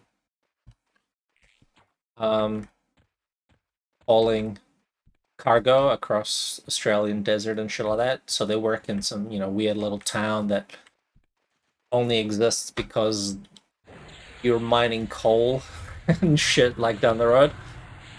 And yeah, they work, you know, 6 months in the year or 4 months in the year and have the rest of the time off.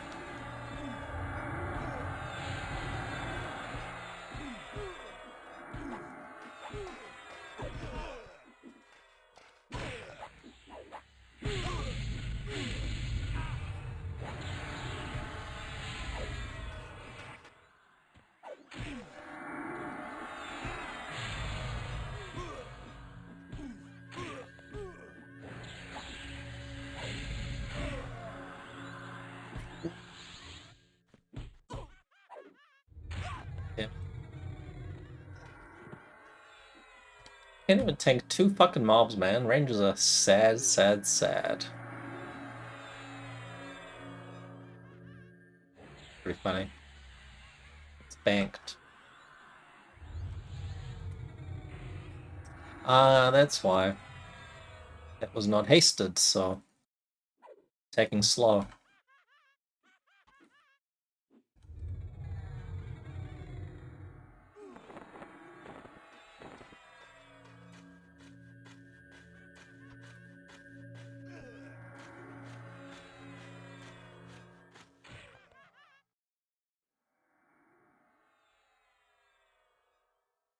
Oh, you love to see it.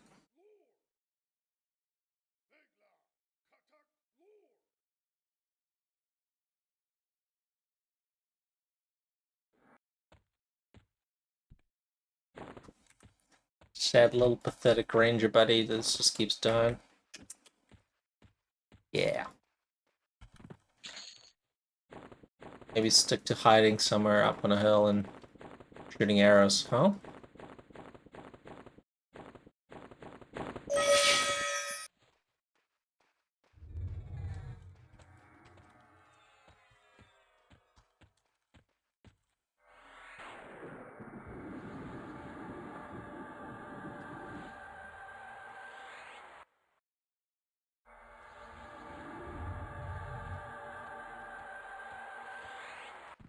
Did you get level 64 yet on pizza?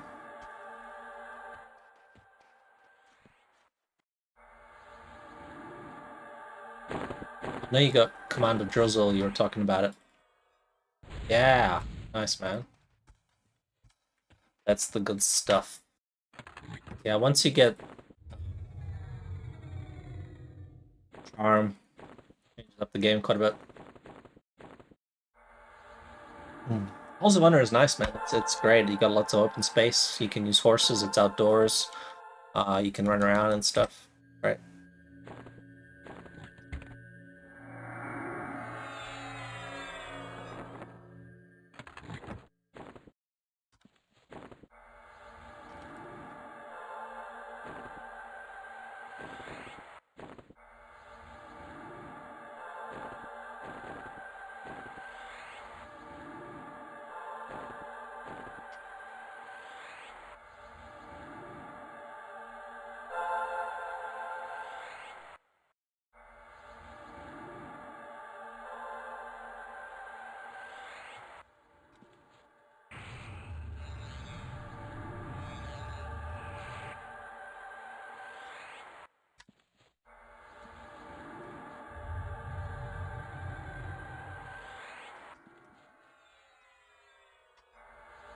buff.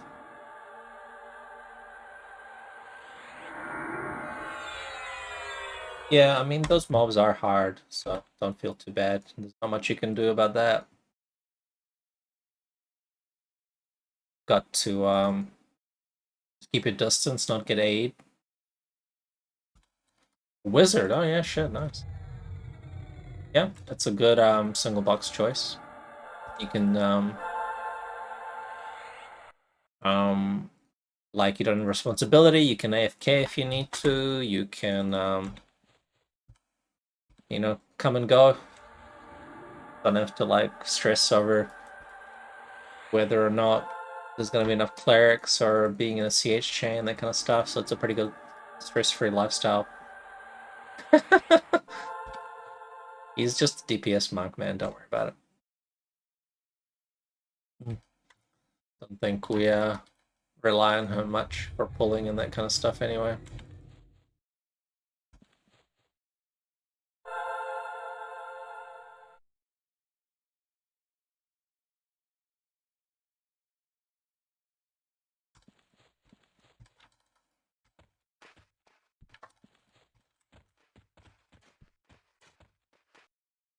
Ace, that does.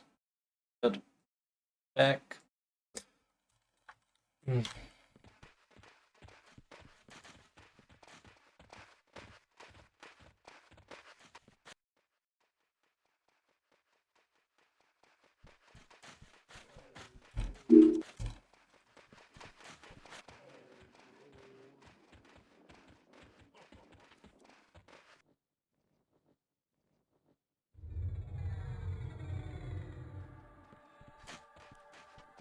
The only sad thing is with Burn, he's got one of our only two Abashis, and I don't know how much he contributes to pulling and stuff, but I know Abashis is very, very powerful, so it'd be good if he did help out, so that we can make use of all those Ghoul-like raids we organized and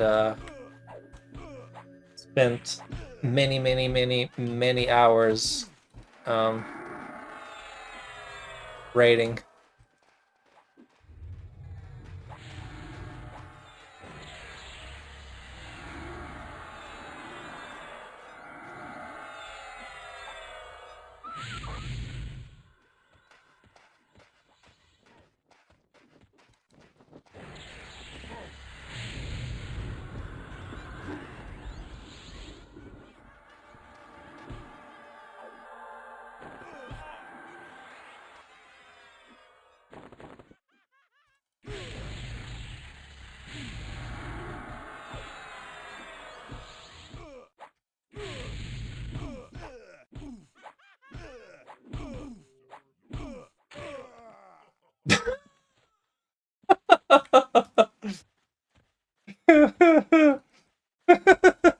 Yeah, those questions are pretty funny.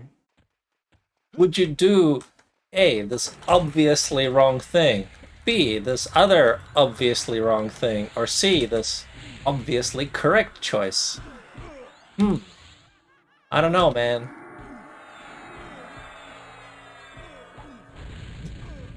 Yeah, it's just like... I mean, you know, at least you can answer the easy questions, right? When I did my gun license, it was similar. You know, you had these questions that was like, how should you store the ammunition? You know, somewhere within reach of children. Definitely. Should definitely store guns in the children's cot.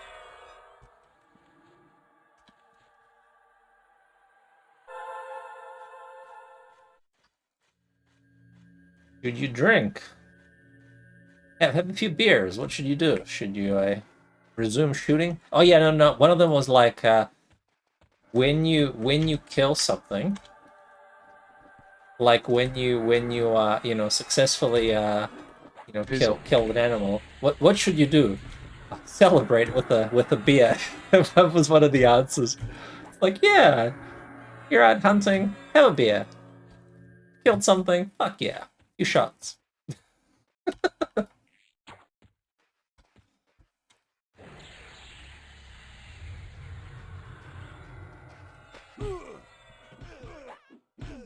Yeah, some of those you just gotta cram, you know, like you just gotta learn the the answers to some random mechanical parts and then forget it after the exam immediately.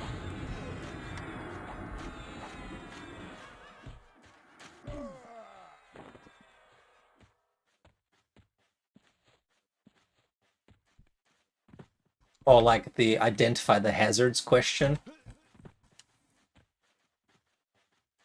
It's like there's a guy that's like dancing in front of an open pit of lava. Is this a hazard? Maybe. Depends. Does he does he want to turn into a Joker afterwards and terrorize Gotham City? Then it's not a hazard.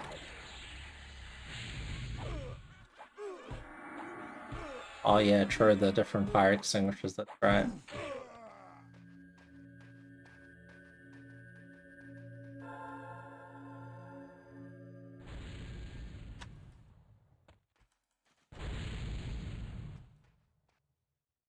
Yeah, if you use the wrong extinguisher, that kind of can fuck some things up.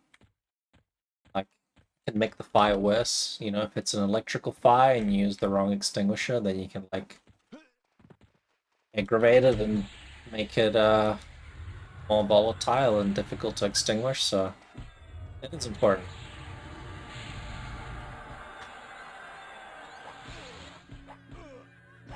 And you can't just be like, what happens in a fire? You're like, I don't know, you run away. Run away and let someone else take care of it. That's probably a viable answer in the real world, but not something you can put on the exam. What you do is you just get the hell out of there. What about saving women and children? Nah, fuck that noise. Fuck that. Running away.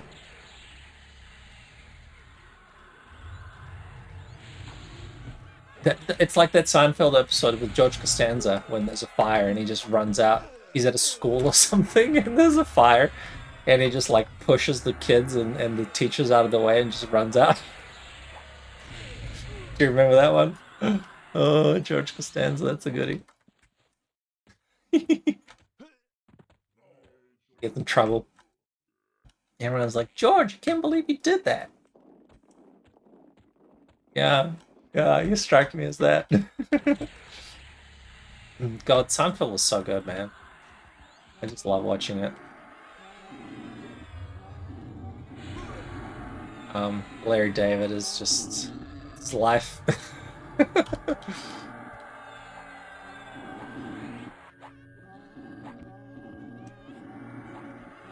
I love some of those interviews or something that he does where people are like, oh, you know, I get what you're trying to do here, but it's just too unbelievable, you know? It's like, this would never happen in the real world. And Larry David is like, no, this exact thing happened to me.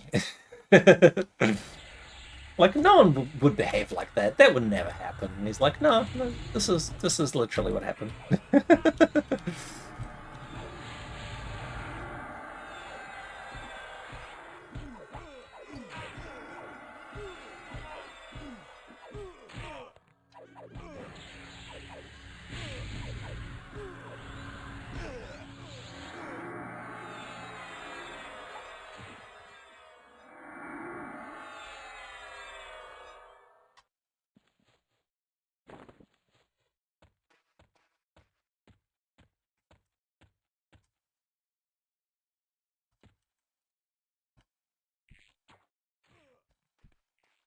Oh,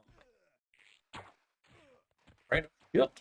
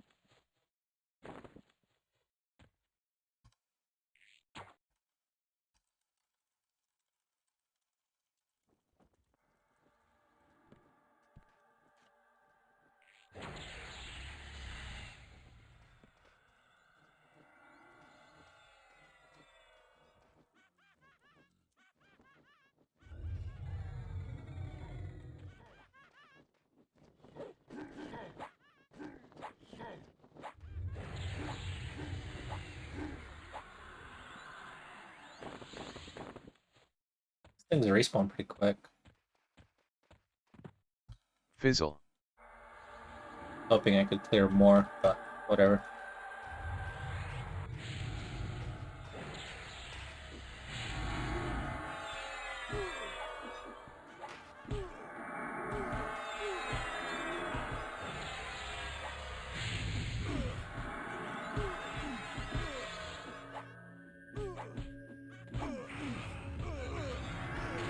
I think not being able to tank as many mobs at once is what's probably slowing me down a little bit on the Ranger. I'm used to the Paladin where you can just pull like 2-3 mobs at once and just be fine. But here I keep dying. I've died like twice already. So, not as uber as I think I am.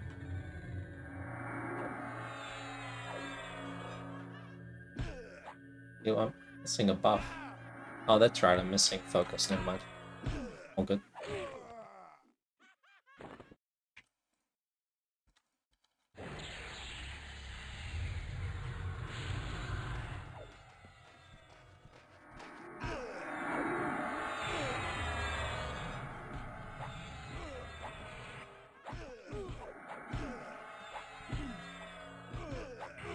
I am a little pig.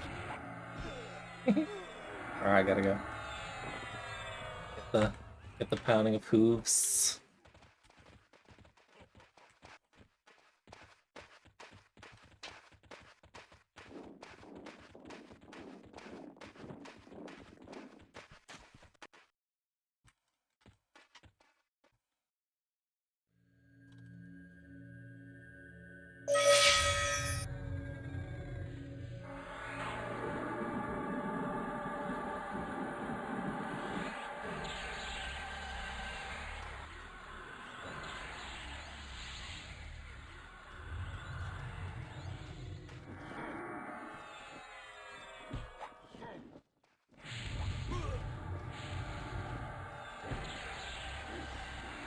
Biggie, come on.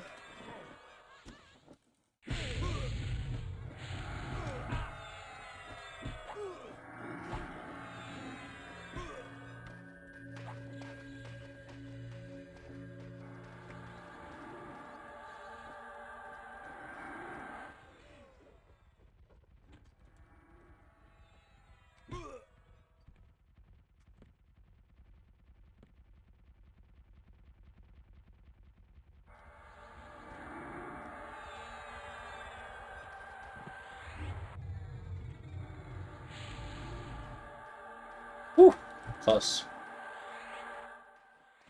Close one. Damn.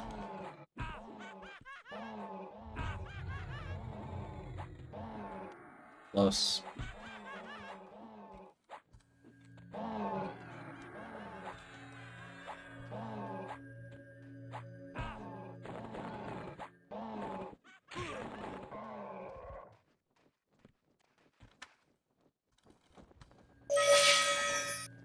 Good lord.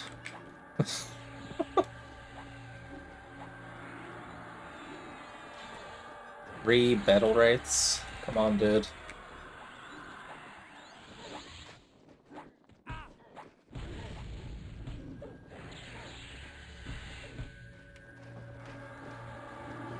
Like I'm doing Ralzek.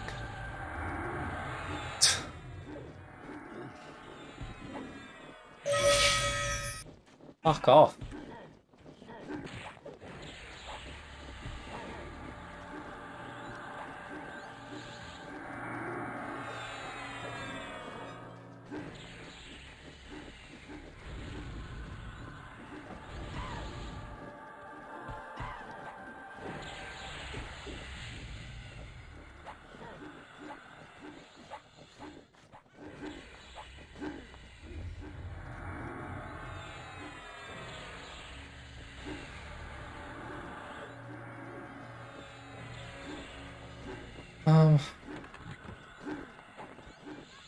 Some rebuffs.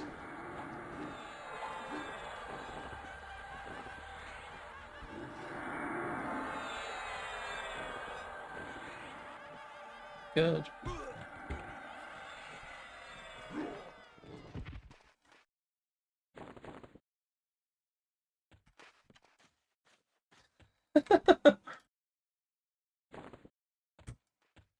Fun times, it's fun times.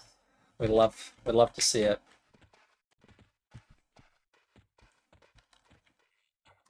Sometimes a little bit of chaos is what you need to wake you up. The battle rates are not too bad, so if that was like ogres and scouts and Fizzle. stuff, like warriors and scouts, I'd be in trouble because if I healed, they would aggro my cleric, and then I would die. But because there were wraiths, it was fine.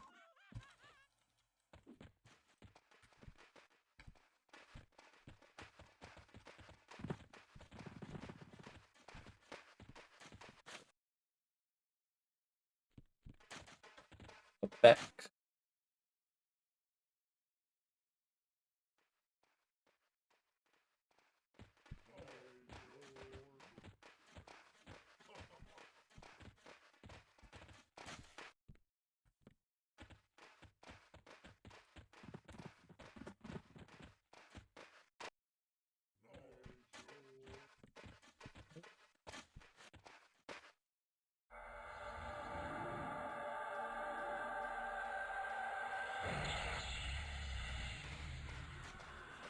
So yeah, the ogres actually hurt a lot more.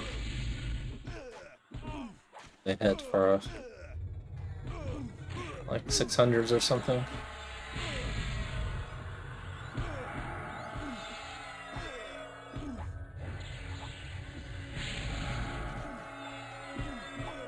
They're pure melees, so casting mobs are okay, as long as they don't slow my pet. If they cast and they like cast Gramus, Cloud of Gramus, or like Fizzle. triggers insects on my pet, then I'm kind of screwed because Fizzle. they lower the DPS. It means that everything takes a lot longer to kill. I have to like memo. About two-ish, one every half an hour, roughly.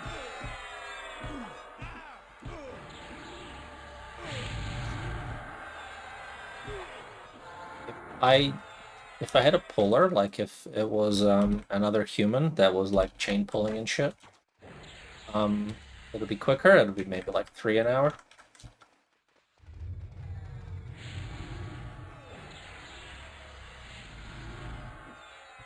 Yeah, for sure. Everything beats Luckland EXP. Thank God. Oh my God! If you had to EXP here like you did in Luckland, that would just zero motivation, man. I would not be playing. The only reason why this is fun is because you can EXP at a reasonable rate, you know, so you can get your 300 AAs or whatever you need on each character, without it taking a year, right? Because I don't want to grind like that. I want to be able to get my useful AAs within like a month or two, and then I can play a different character, or I can, you know, have a really powerful, viable character that has all the good shit. But if it was like a year-long grind, that would just hell. I would yeah. I would not be motivated to do what I'm doing.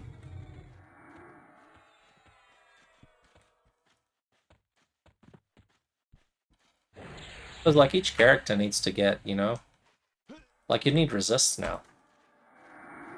Because all the plane of time bosses, and even elemental bosses, all the gods, and even the minis and shit, they all have really bad AEs, so they hurt so much that you need like 400 4,500 resists on each character.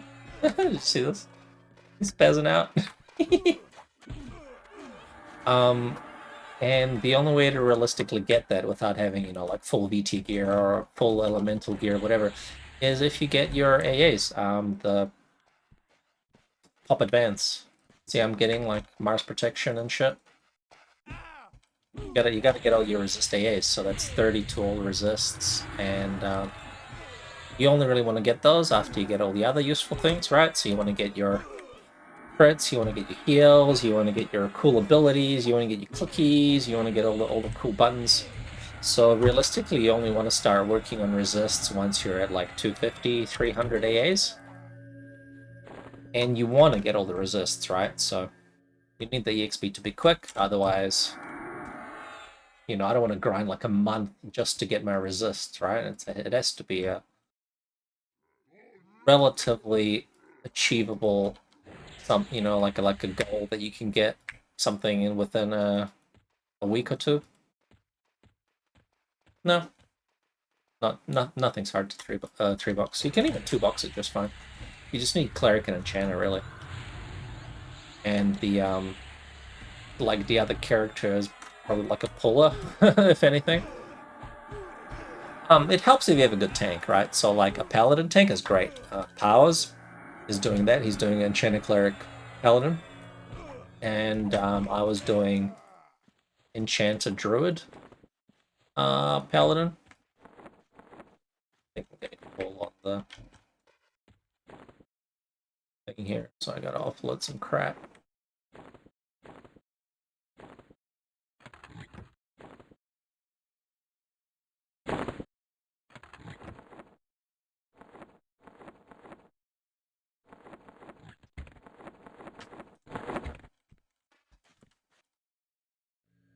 So yeah, the meta is you know, enchanter, healer, and hybrid, because hybrids are really good at pulling aggro. This is why I'm not playing my warrior very much, because it doesn't have snap aggro. Because when you're pulling, you're killing things quickly. Things don't have many hit points, right? So you can kill things pretty quickly. So you need quick pulls and snap aggro so that you can slow, debuff, tash, whatever, right? Whereas a warrior, you can't do that, right? So, I mean, it's offset by the fact that you don't really need to slow things on the warrior. So if I had a warrior here, I would just not be slowing anything. I would just be killing things. But having that snap aggro is real nice. So Paladin, Shadow Knight, even Ranger in this case. So my Ranger has like full AAs, right? So I've got all the tanking shit. Yeah, pretty much maxed. So if you have all your defensives maxed, then you can tank okay. you can only die once every 100 pulls instead of once every 20 pulls. But I like the snap aggro on the Ranger because you can flame lick, and snare is also good. So in this zone, everything runs, so snare is good, even though all the snare stuff gets resisted all the time, which is really annoying, but it's, you know, still essential. So I've got this entrap that's an AA that lets you snare, so if snare gets resisted, you can chain it, you can do the AA and you can do the spell. You can alternate between the two if you really need to snare something, because snare has a 5-second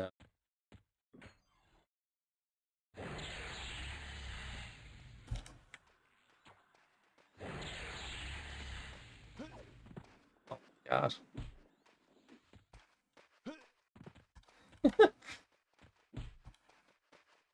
Dude, come on.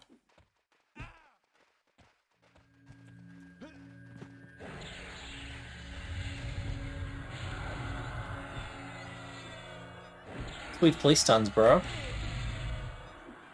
But yeah, right here I can flame lick 2 mobs and slow both the mobs, and then we're good.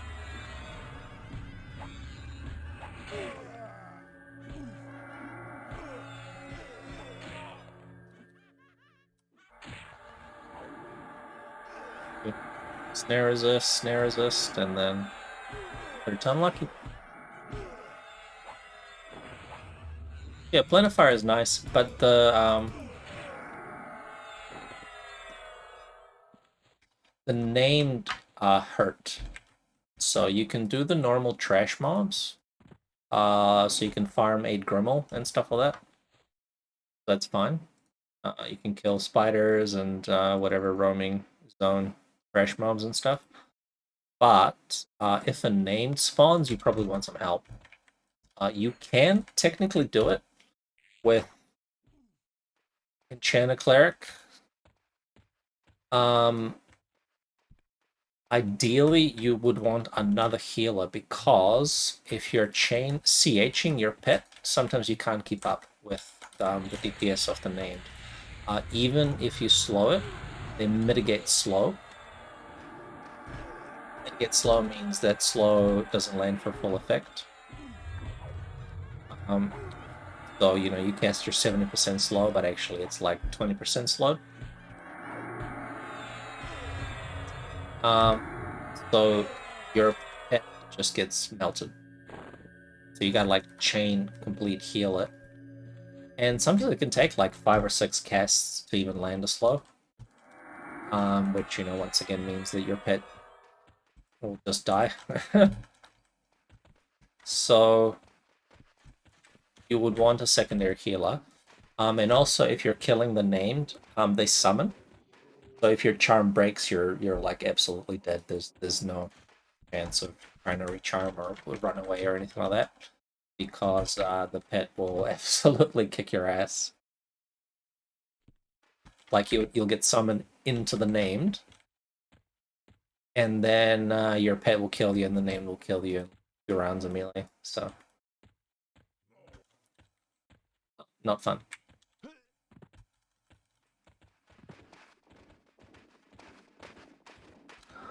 All right.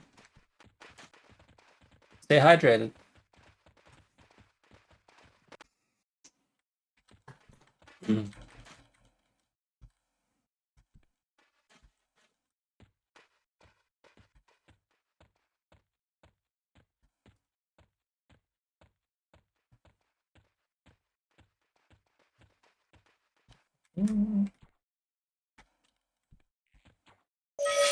Oh god.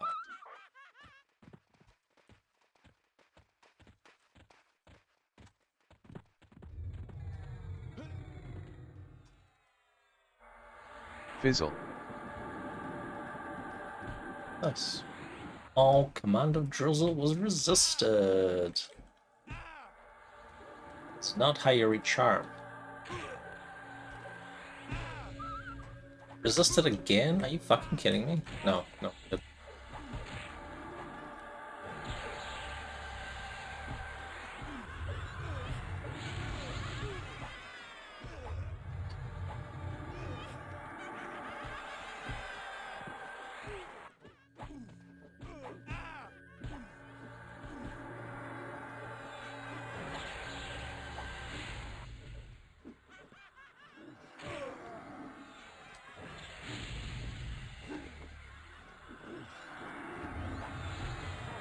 Fizzle.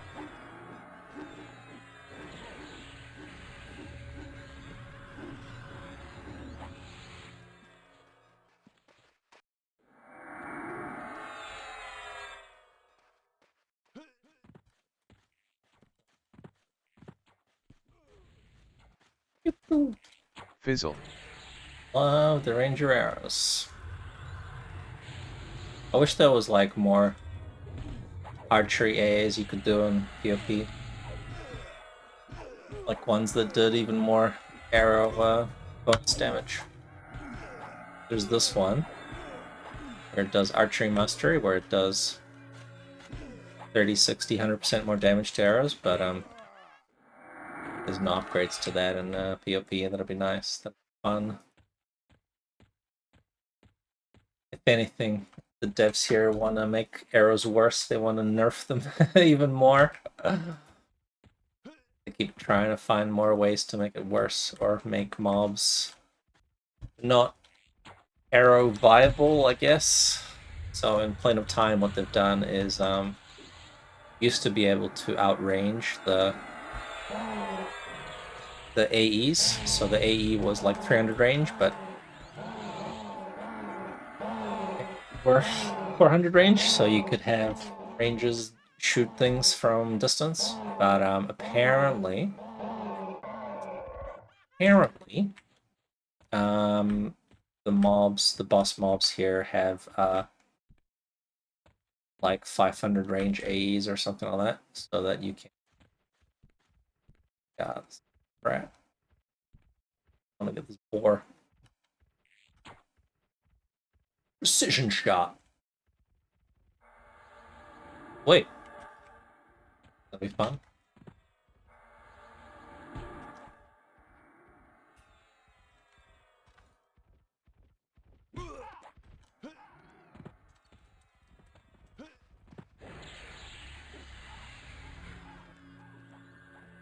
Miss things.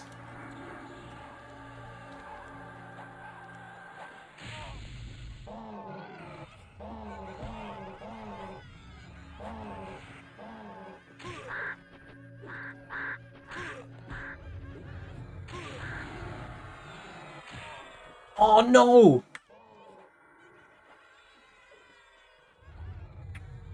So how close that heal was. There was less than 1 second to go.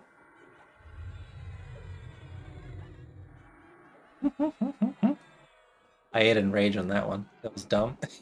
Okay.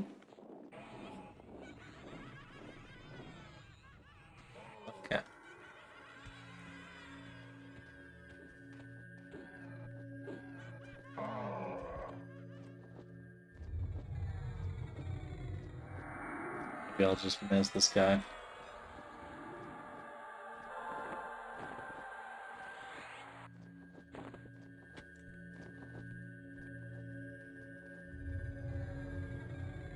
It was less than 1 second and I ate in rage.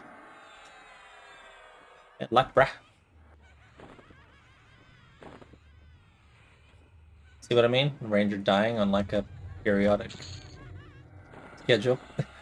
I gotta rebuff and blah blah blah.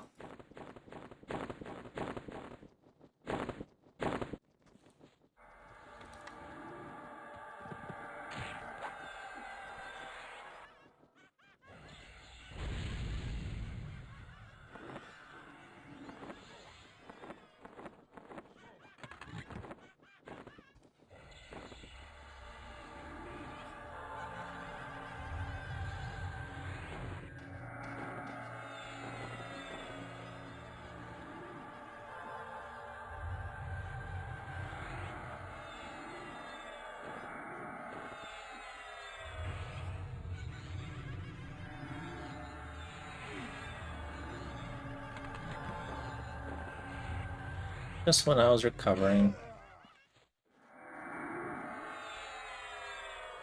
from the previous death.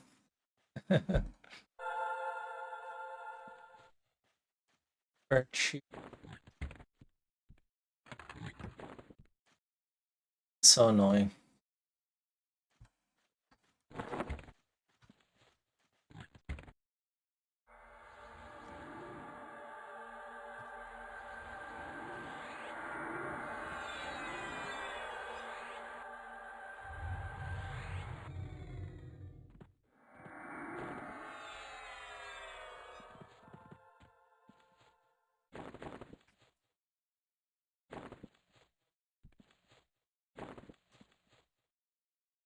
Go, Flesh, go! Go, Flesh, go!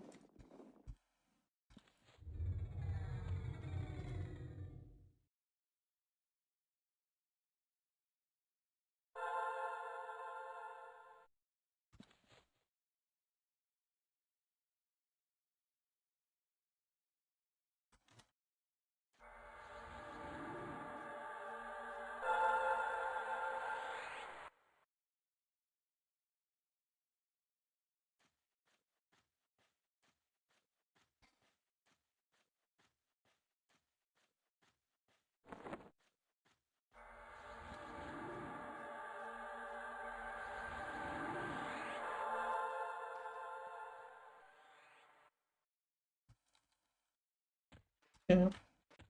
Back.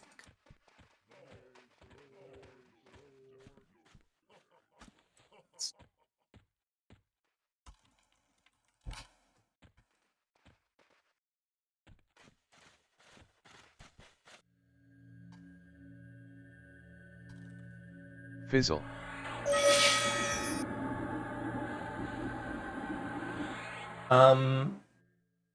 It's pseudo instanced. So it means that two raid IDs cannot go at the same time, but it means that it keeps track of raid IDs. So when you enter Plenum Time B for the first time, it keeps track of your raid ID, and then subsequent raids kind of carry on that. So when we as Nephilim go in there, it keeps track of our raid ID, and then when Temerity go, it keeps track of their raid ID. So it kind of like knows if you've killed phase 1, 2, and 3, and 4, and whatever, depending on the raid ID. So it kind of keeps track of it in the background, but you can't have two guilds in there at the same time. So we're at the moment, I believe we're rotating between us and Temerity. We go like 2-3 days a week, and then they go on other 2-3 days a week. We alternate, so we can't both be there on the same day.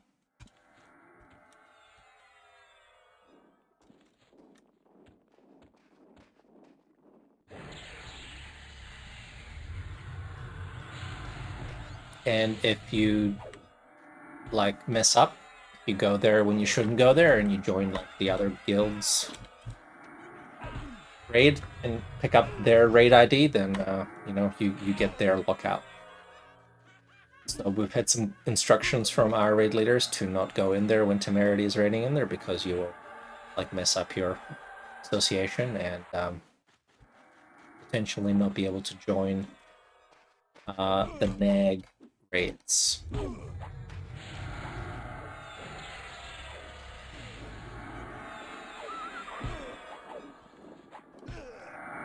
So be careful and only go there on our days, and only zone in when you're told to zone in, and that kind of stuff.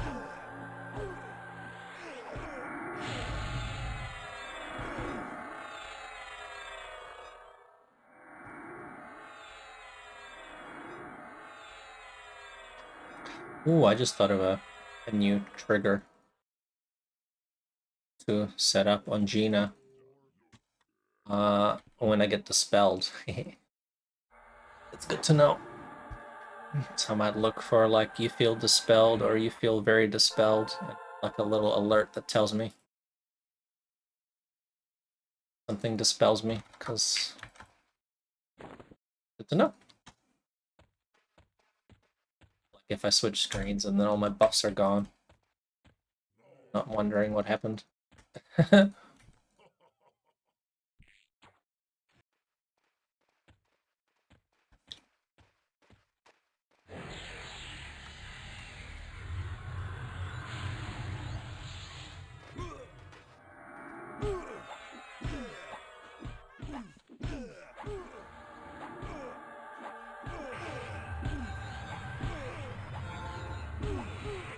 We were doing a poll, actually, on old content in Discord,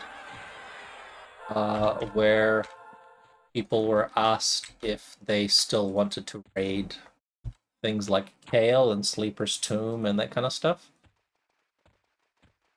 And I think most people kind of say they don't, because you'd have to commit, right? So like if we say that we want to raid it, we would have to actually commit to a raid force. However, I think Duncan or somebody, or Cavalier, somebody said that they will... Oh, don't die again, come on. They said they'll be happy to lead like an off-peak raid force. Because you don't need much, you can probably do it with like 2-3 groups. So as long as somebody leads a raid, people will come. So keep an eye out on Discord. It'll probably be like a non-TAKP event. On like an off night, like a weekend or something. Or maybe early morning.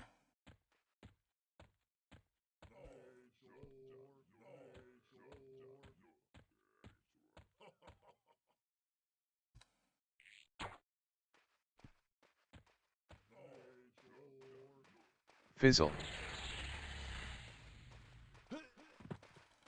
Fizzle. Have a drink to calm your nerves. Oh, that's good. That's great. Have some heroin to calm yourself.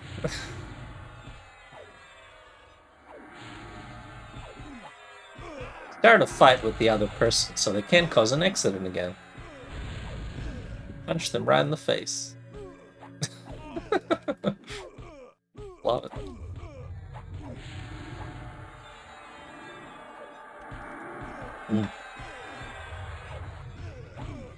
Yeah, because, you know, like, when you have an accident, best thing to do would be to be intoxicated by the time the policeman arrives. I think that's definitely what you should do.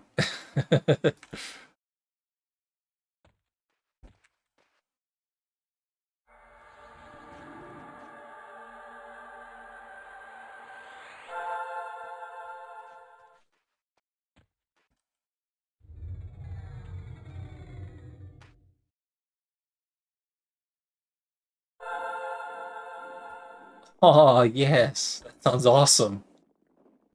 That sounds great. That sounds like a party. It sounds like one of those like commercials where you have like Jean-Claude Van Damme, you know, hanging off a truck. But this is just a hooker trying to start a fight with the trucker. You bitch! You owe me money, you son of a bitch! Hooker is just like Terminator style, like punching through the truck.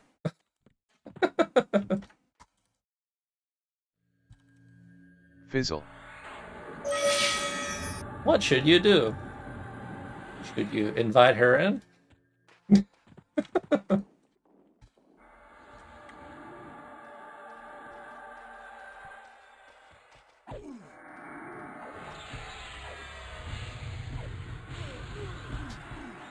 Love it. Good training. Sounds like it's got some good real world examples, you know? It's like, yeah, that's just what they want you to say on the exam paper, but really, what you would really do would be have a drink with the hooker. And then go on a looting rampage mission. Steal some petrol, racing other trucks on the highway. See if you can do those Dubai drifting with like 2 wheels off the ground and then hang out outside the window while drinking a bottle of fine whiskey and shoot your gun out the window. That is the correct answer.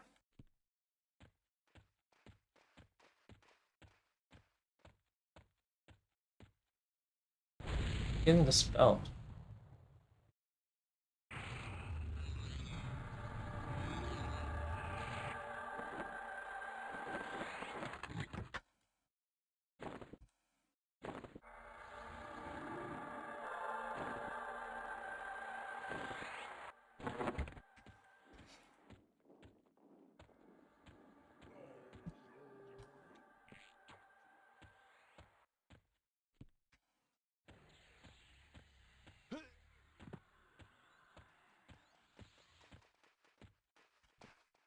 I think I'm missing some buffs, but can't quite figure out what.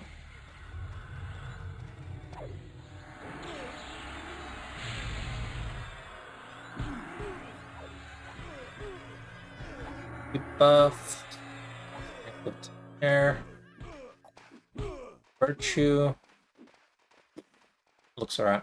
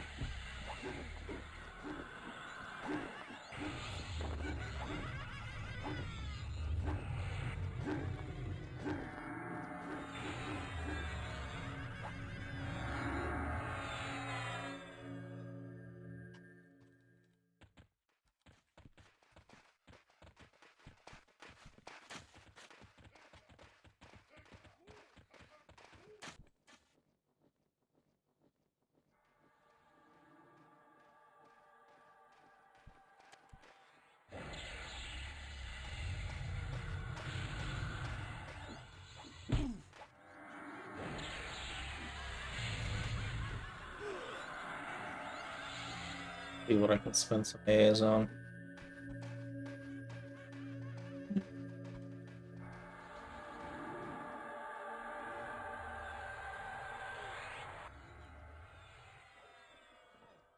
Guess resists.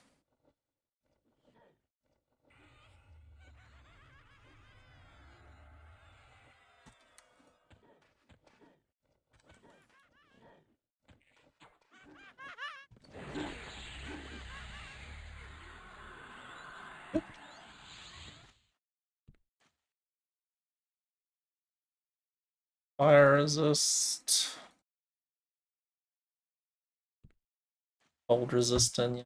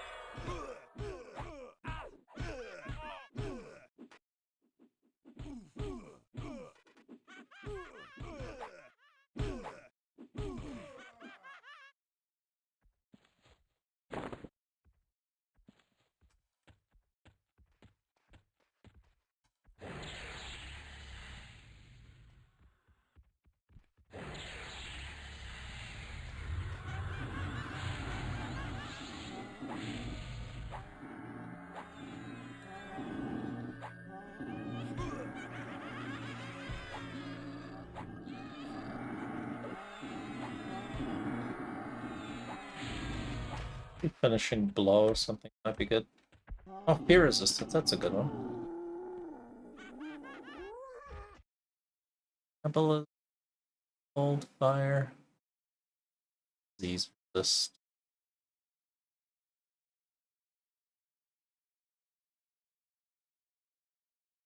Oh.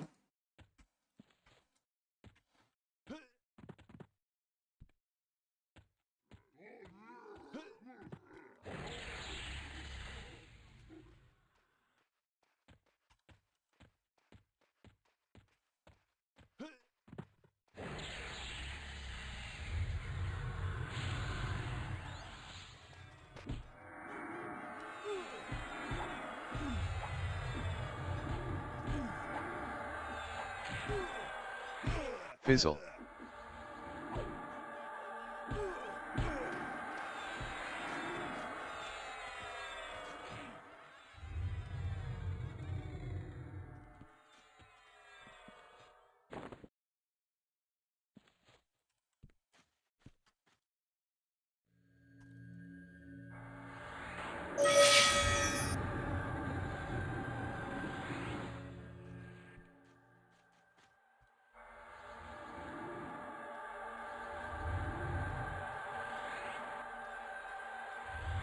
Yeah.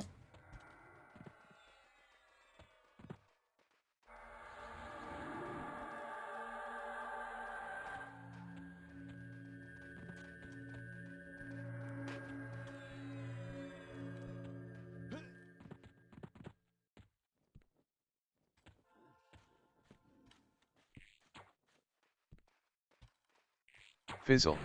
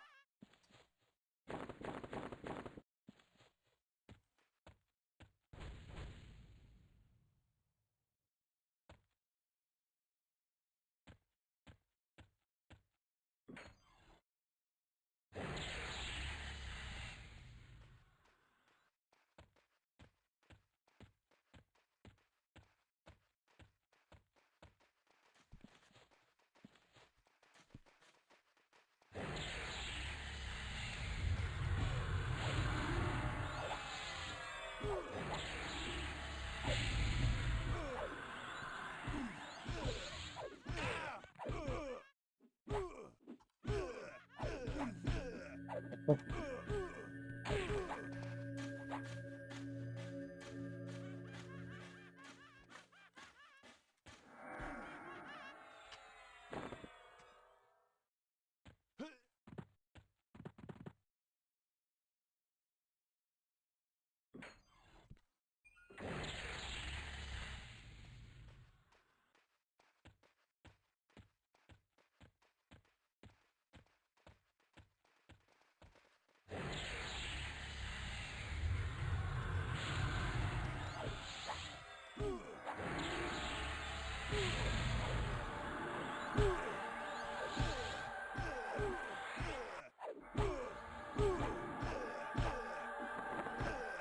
I might do is I might fashion quest myself up. Let's see.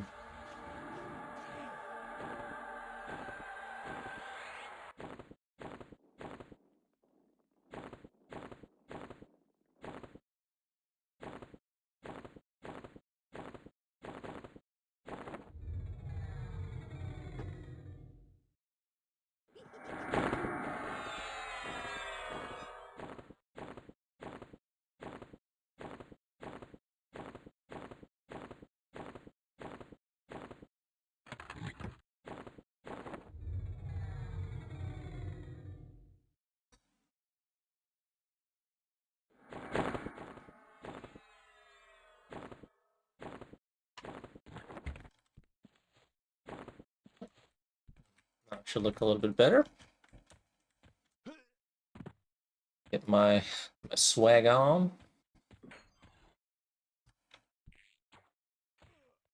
Little proper ranger.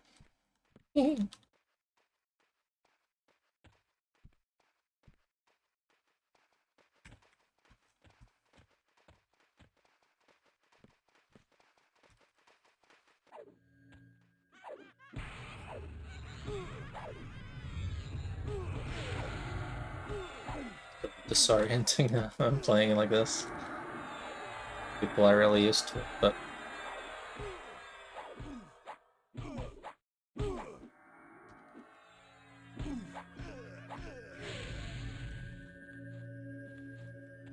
see if I can get used to it for a little bit.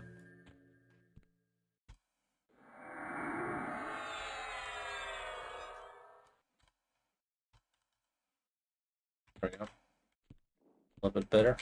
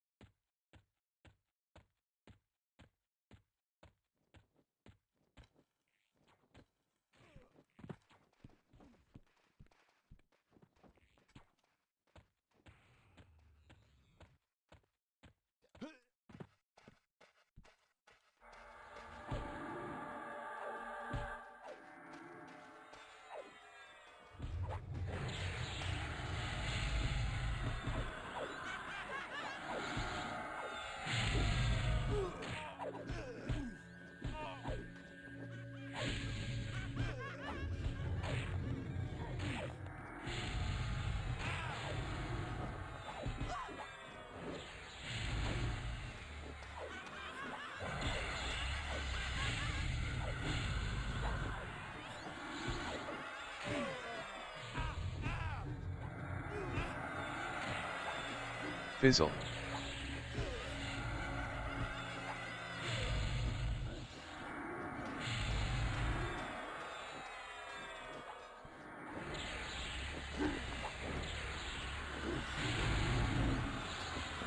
Orienting for me.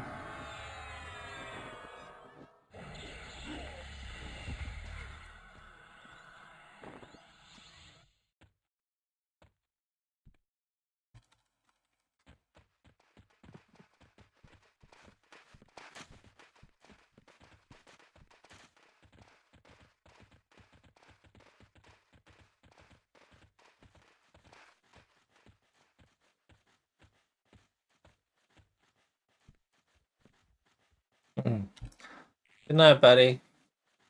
Thanks for stopping by. Good to see you. Good to chat. Good luck on the study. I'm happy to see that you're doing well. That you're smashing those exams and improving those real life skills, the stuff that really matters, not this game shit. Don't have to worry about those stupid POP flagging progression. Let's focus on winning that real life. Woo! Spicy.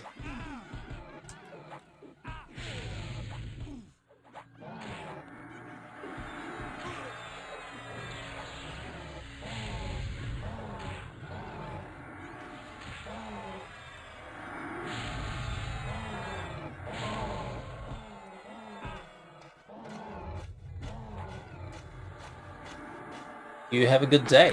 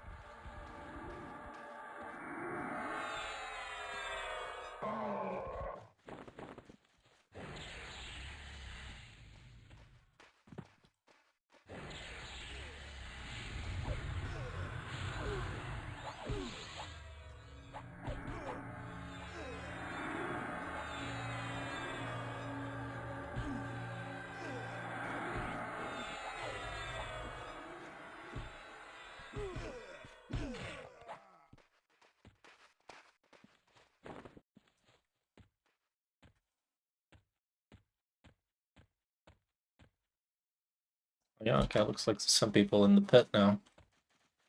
I better not pull pit mobs.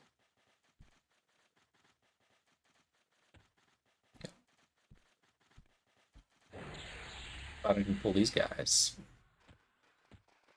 Fizzle.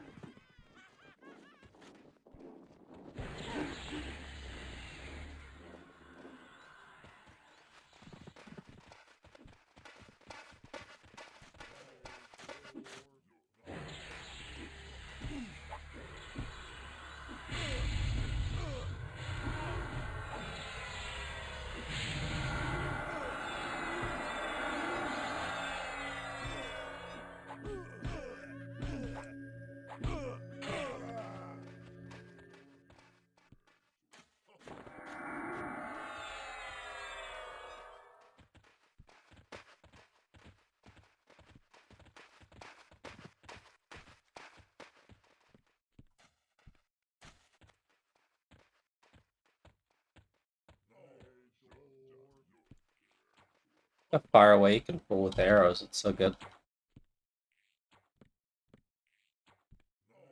Pew.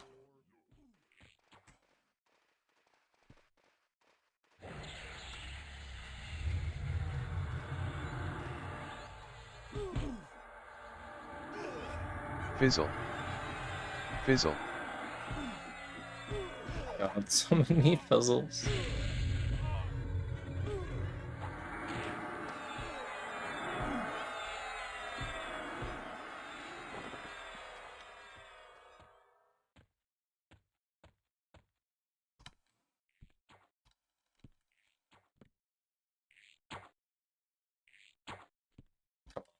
Get this far where you can hit him.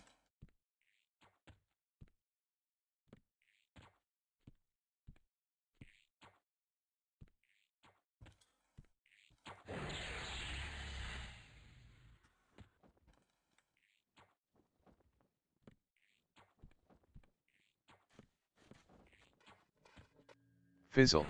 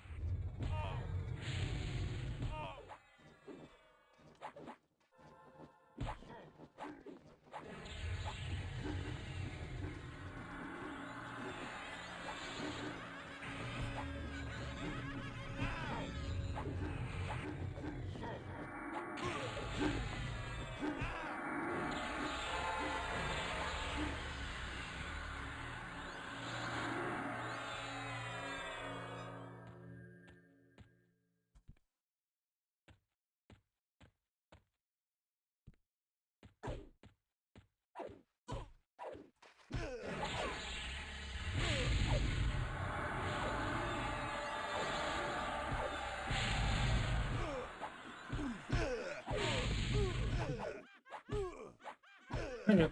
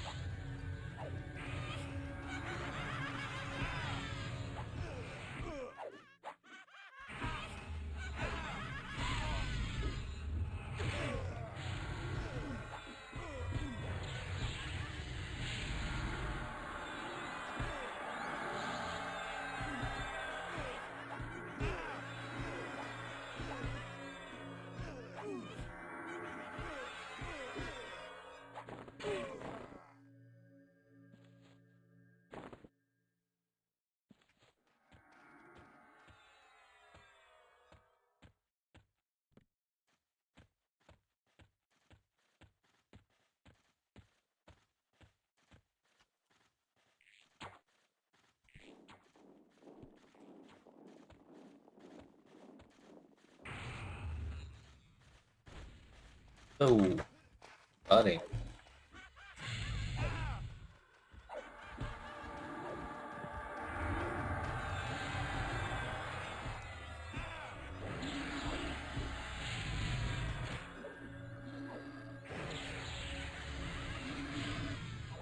No, hold up. Haha. Oh, no, don't. Side.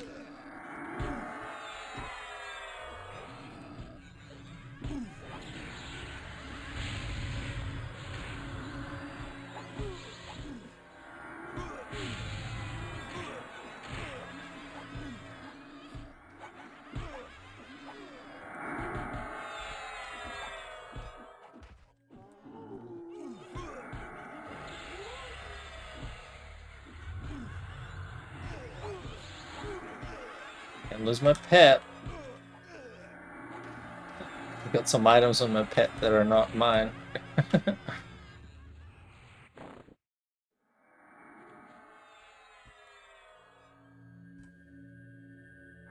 Friend gave me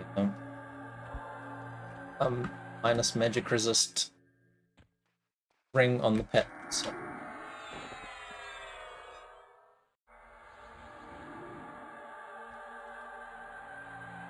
Make sure I don't lose it. Pet die.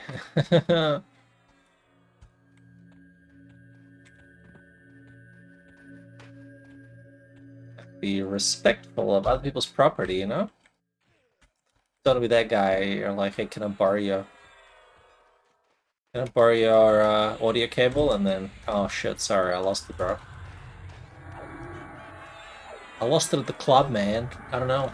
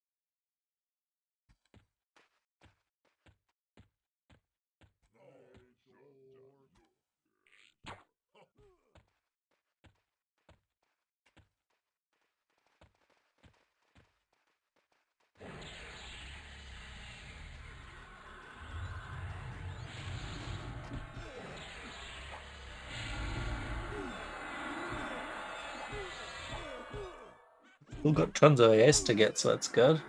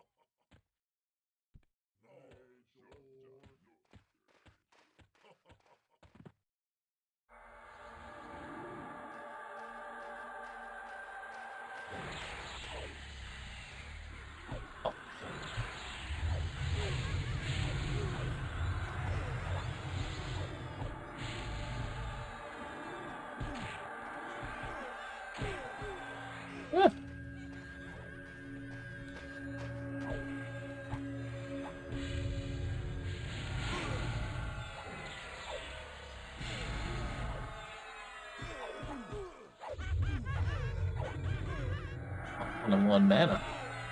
I have to sit down on the cleric or something. Fizzle.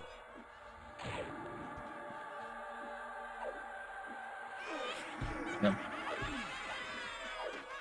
I didn't lose any buffs, just been healing a lot.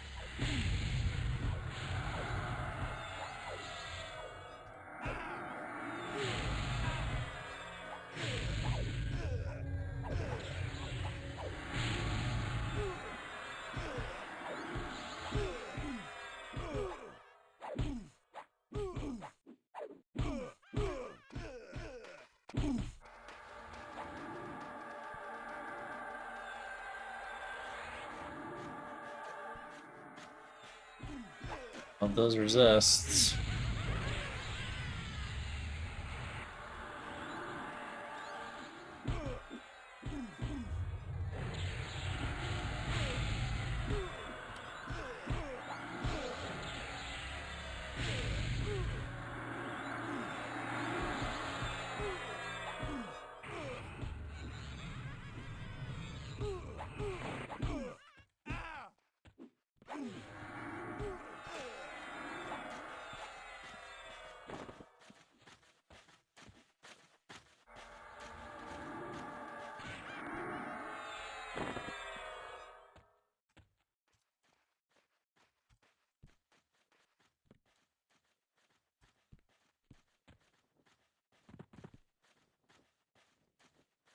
Fizzle.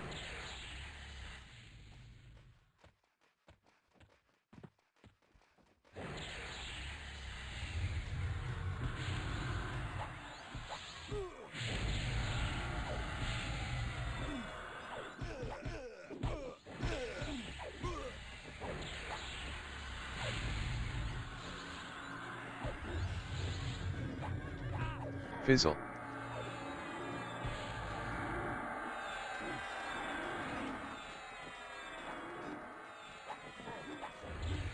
Fizzle. Any fizzles?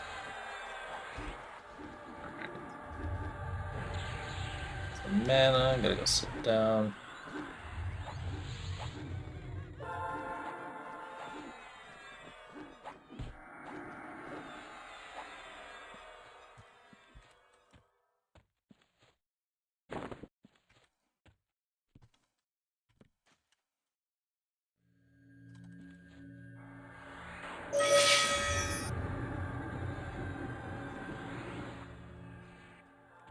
I might wait till my common thing 64 or something like that. See how we go. Trying to get my shaman to 65 so I can cast good buffs. Yes,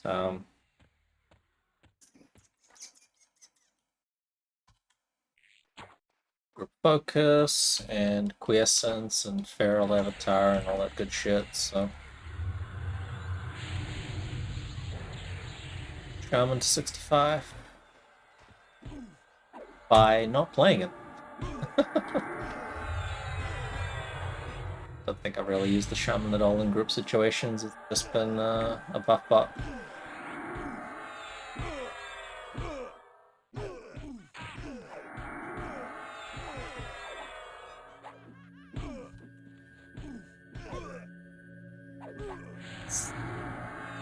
Ranger needs a lot of healing.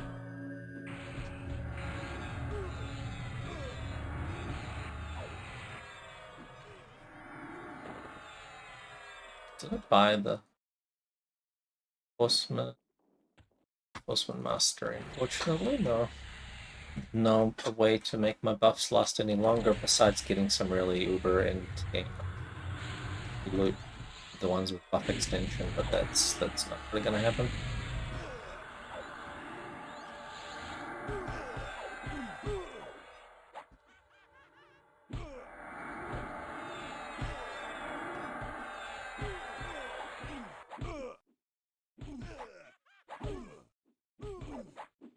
$399 AAs. Oh shit. Almost got the big 400.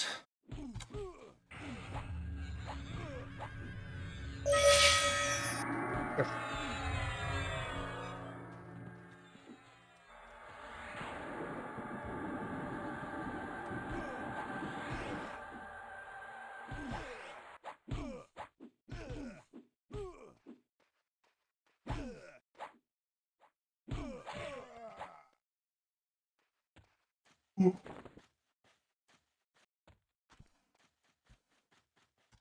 a little bit late. My stupid shaman to ding 64 so I can late. I don't know how far in she is, so yeah. Could be wishful thinking. Could be a tomorrow thing, who knows?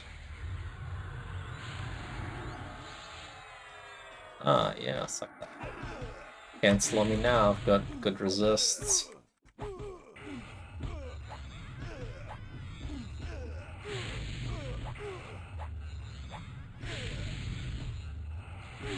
Yeah, bought my Mars protection and my Murtox thingy. Finishing block. Great. Grace. 759, okay. 59 NPCs. Do we hunt 59 NPCs really? Not really in PoP. Point in getting that. I'll never use it.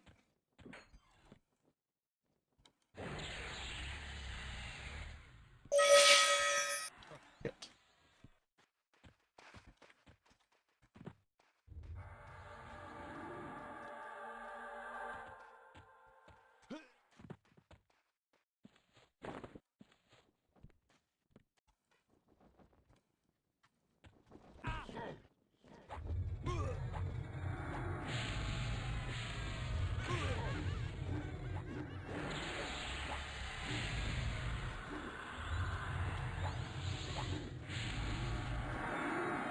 Head's haste wore off, so I gotta that up.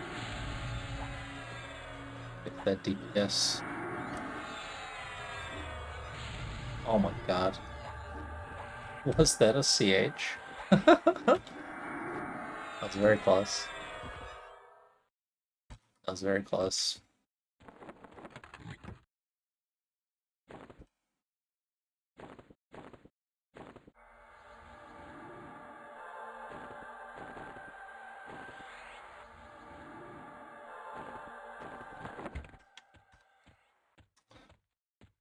Stop dying on the ranger, you know?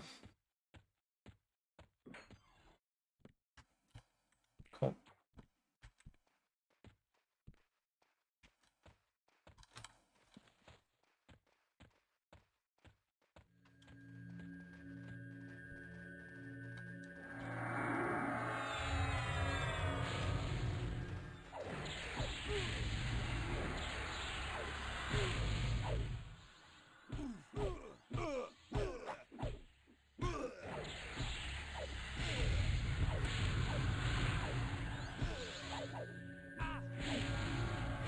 Oh boy.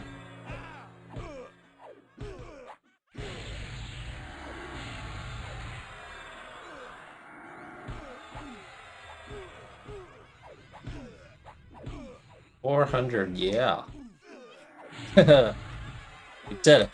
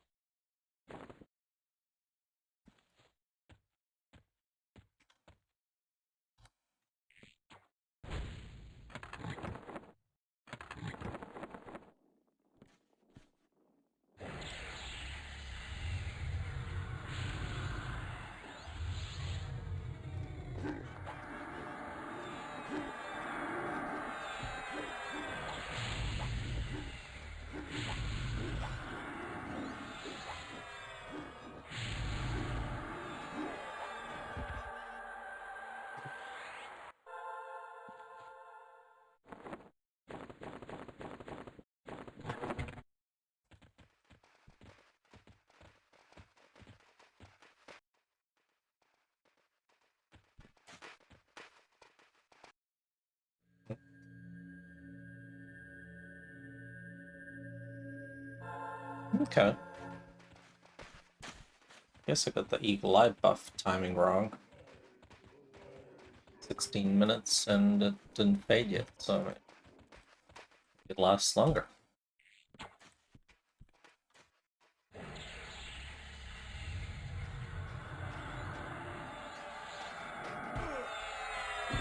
Fizzle.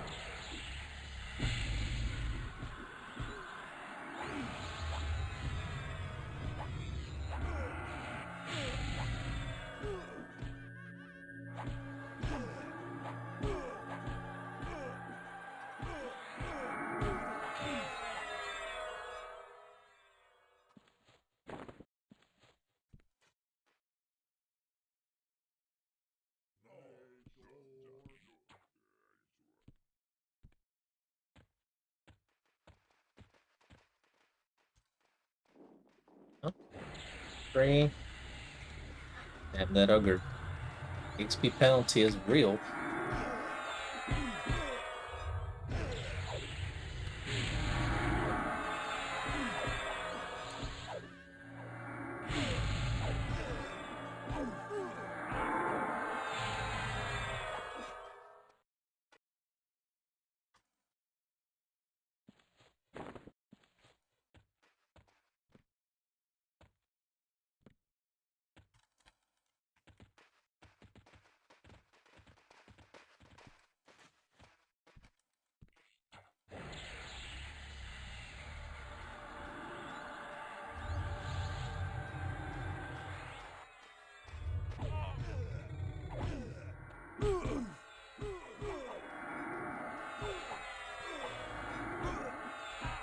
I think I better stay around here.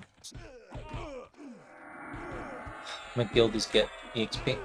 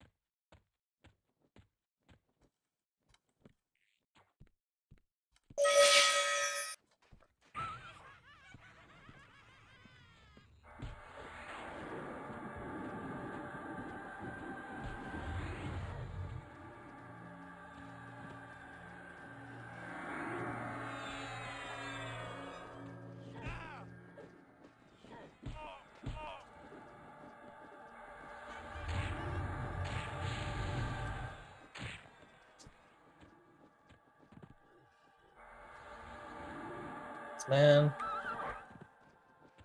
Jeez. That's painful.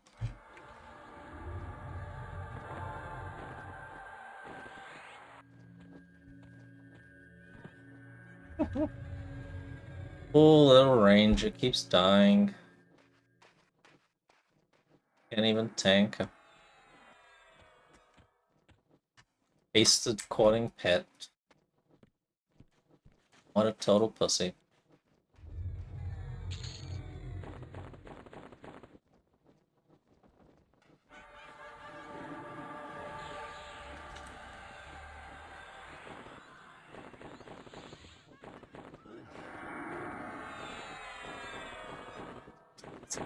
Just died so many times. Ridiculous.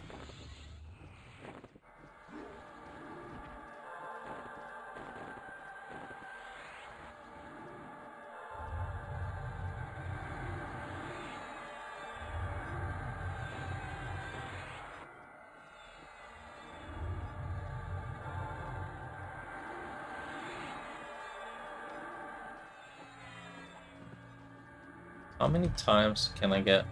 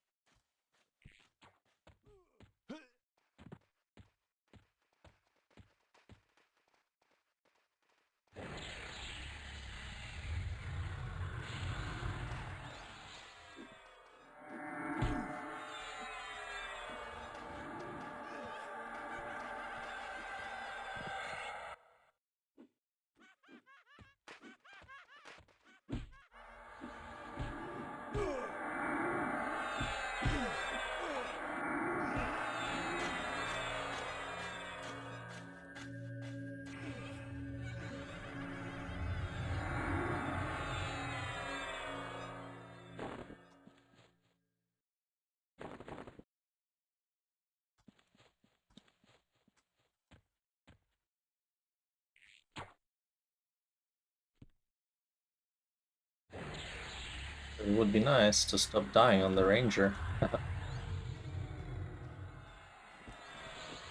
Sucks to suck.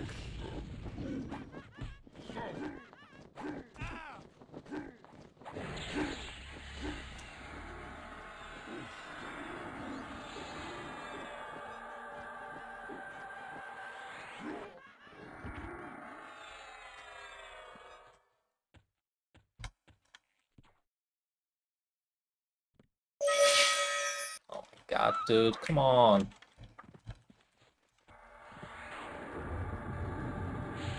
How do you...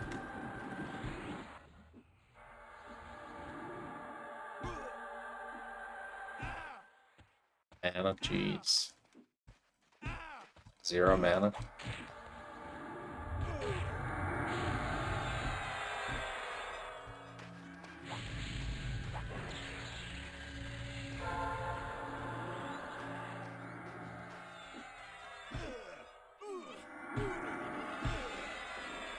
Fizzle.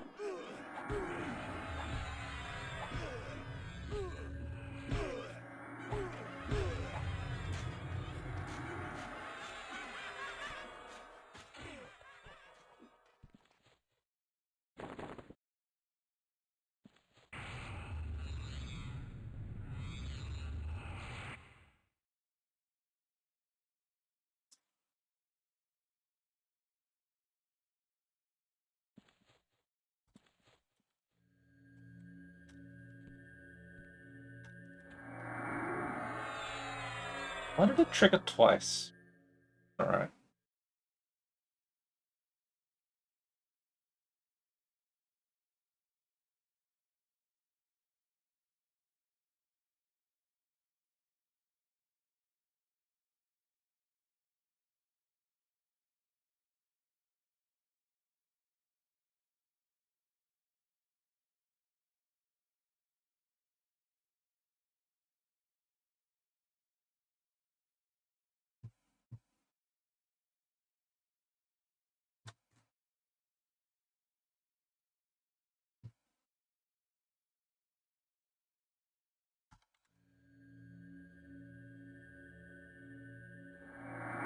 Okay, that's better. Weird.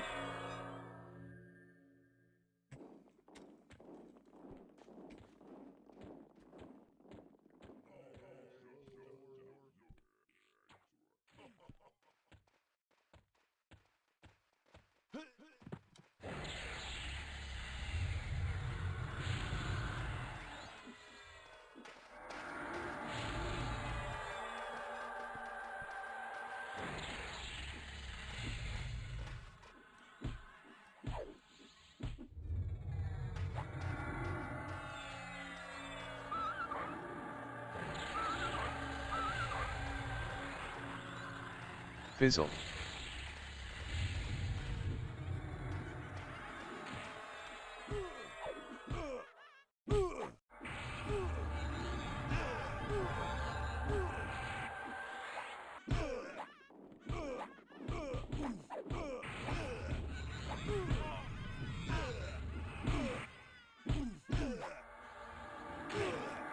Fizzle.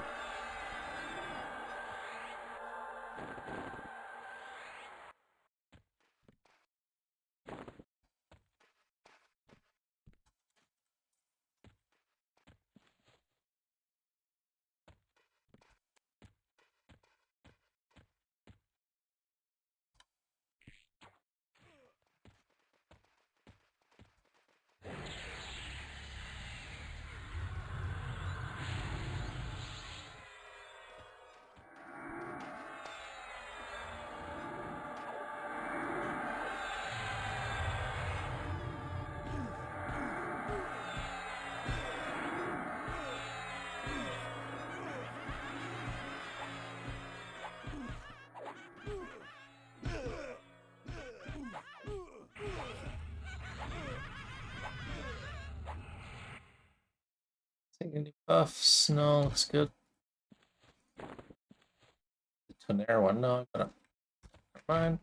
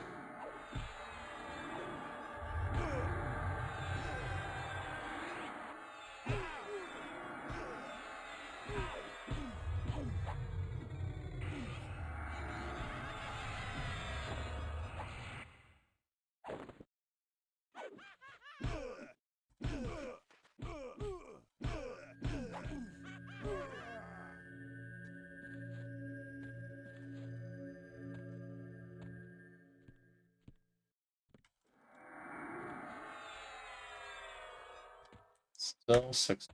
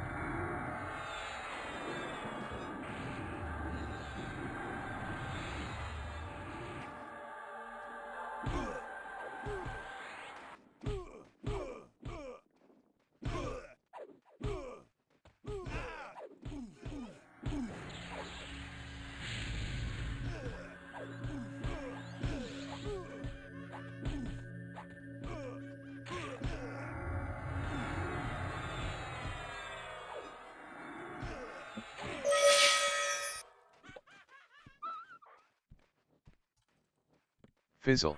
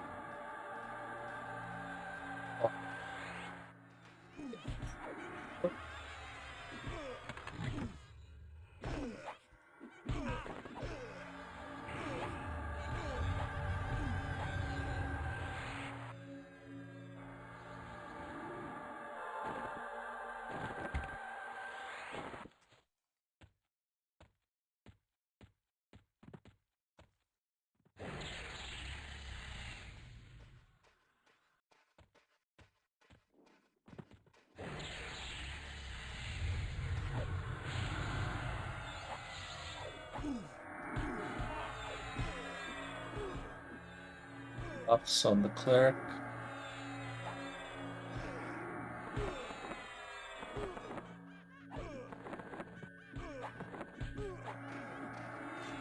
Running out of food.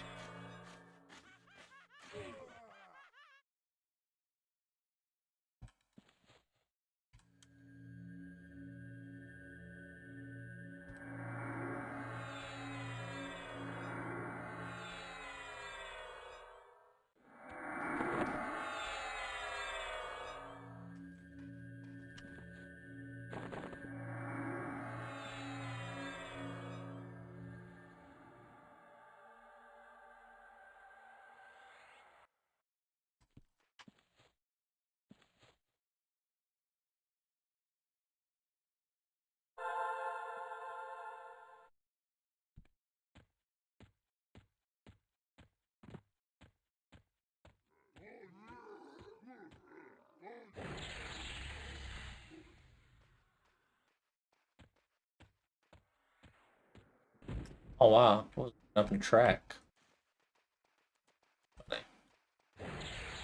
I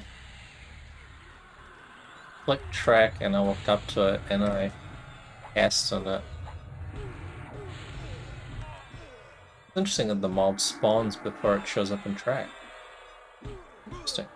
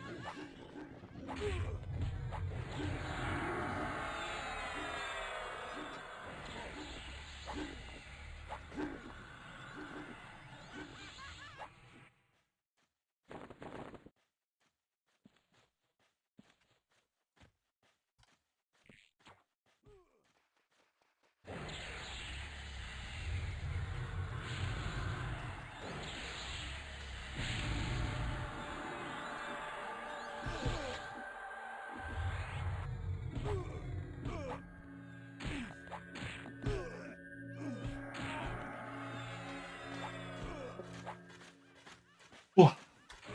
Oh wow. Huh. Killed again. Ranger is not very good at tanking, obviously. Tanking challenged.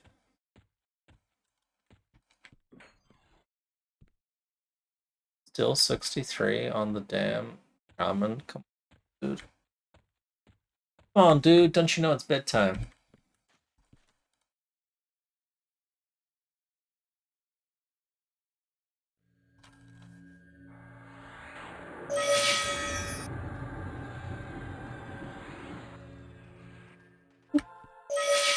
Oh. The charm duration, bro. Such a loyal pet.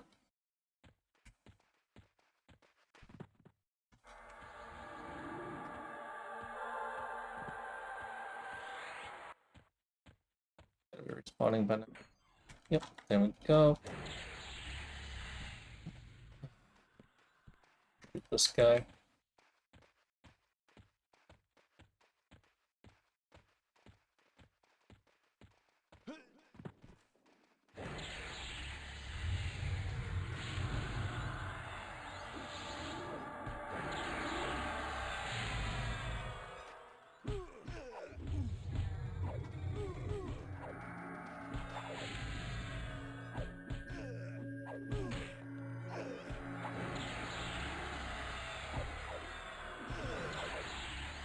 Fizzle.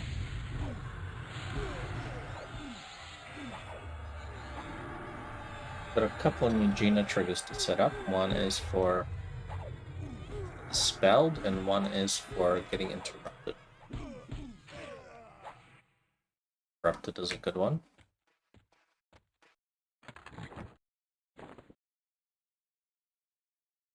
Pretty quickly. Wrong with my spellcasting, you know.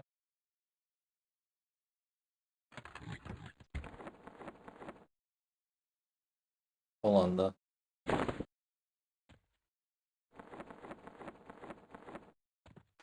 oh yeah, this guy. More grabs, that's fun.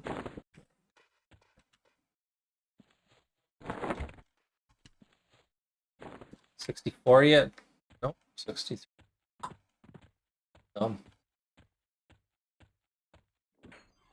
Hey, Daiku armor, nice. That's good at least. Let's get some runes, let's get something. Let's get something good. Fizzle.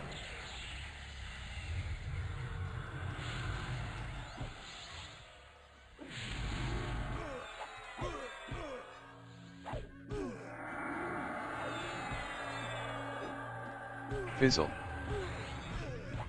Fizzle. This is just out of control, man.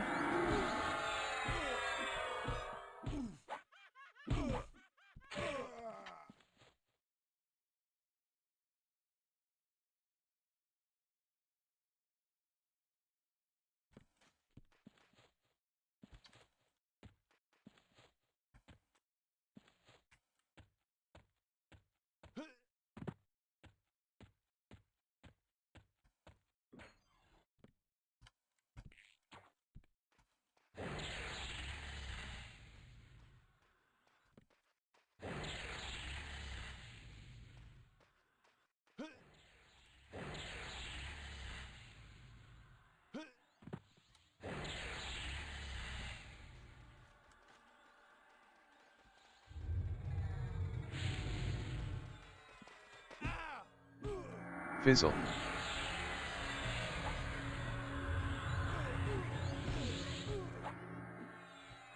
Fizzle.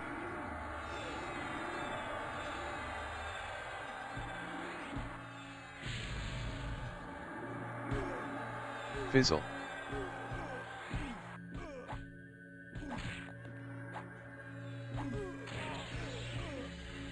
Good. Hey, finally, level 64. Oh my god. Holy shit. Oh, let's get something good. Absolutely nothing.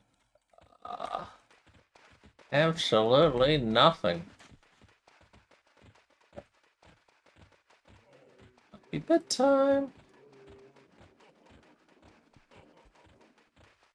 Might be bedtimes.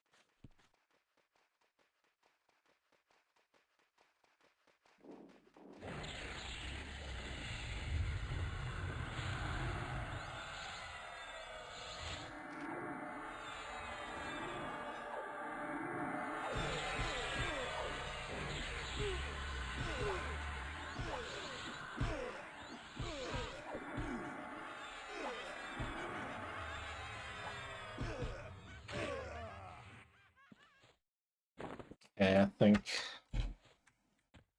2 levels is good. Always come back tomorrow, right? There's always tomorrow, mate. Always more ogres to kill tomorrow. No matter how many I kill, they always come back. Alice's army grows stronger.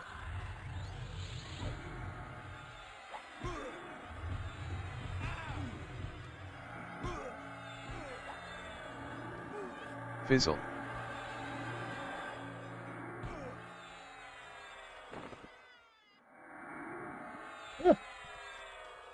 Fix this. Oh, this is way too much spam.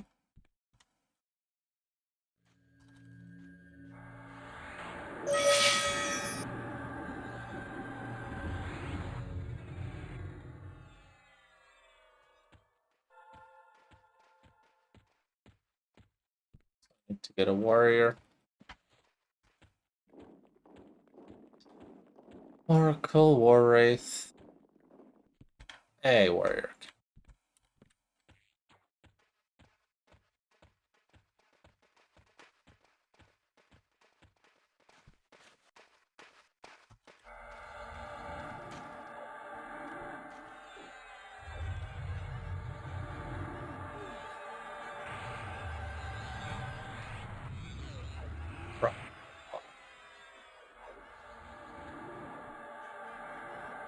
Dude, come on, man. Stop it. Stop it. Stop it.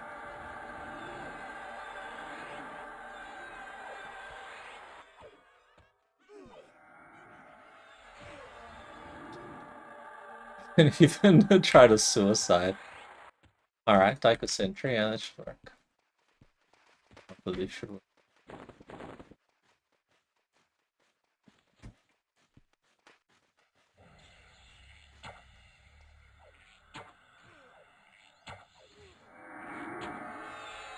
Oh yeah, now you oh.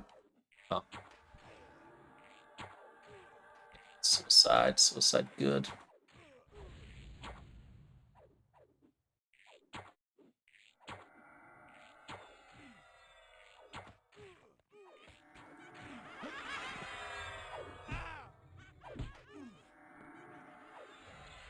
Suicide nice and good. Yeah, nice. Oh, but disease slowed.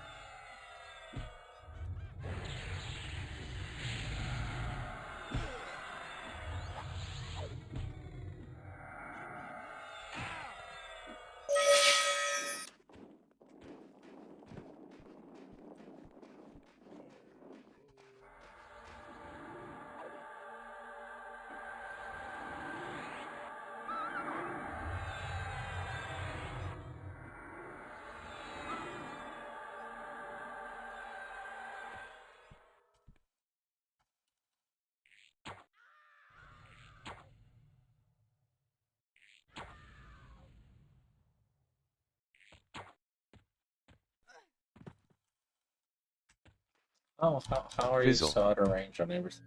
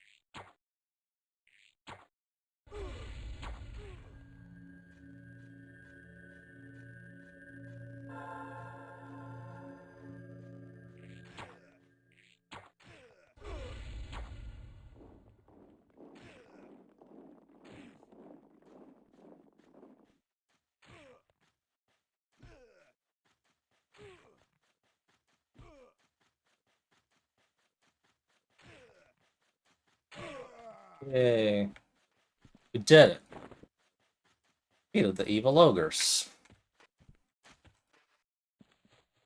Out of here. Charisma buff, got charisma buff, need charisma buff.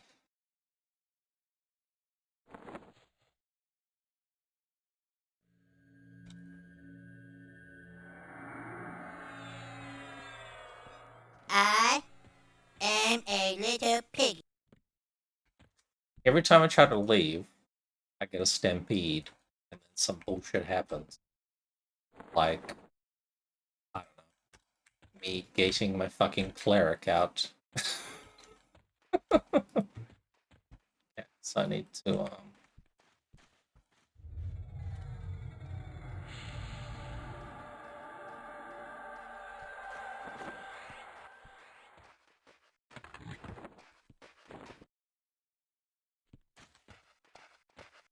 do it without a cleric.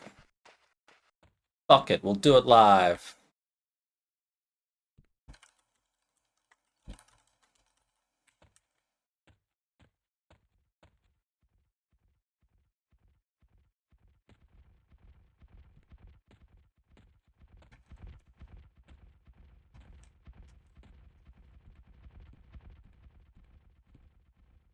Where's the piglet?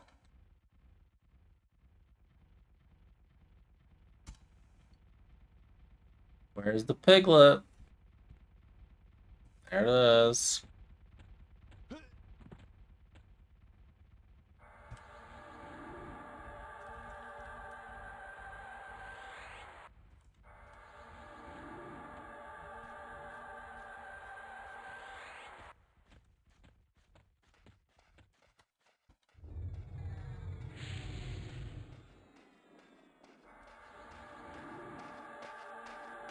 Let's go.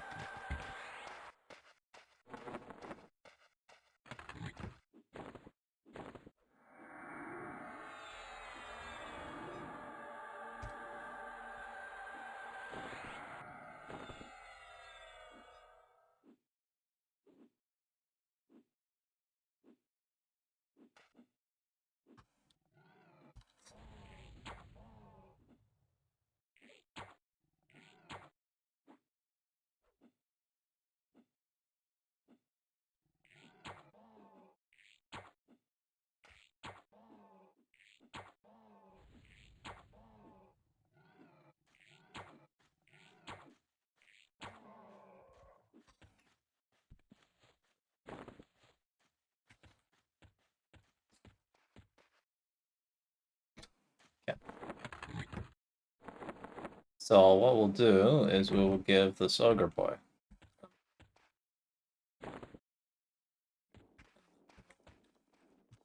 Get out, we'll get out.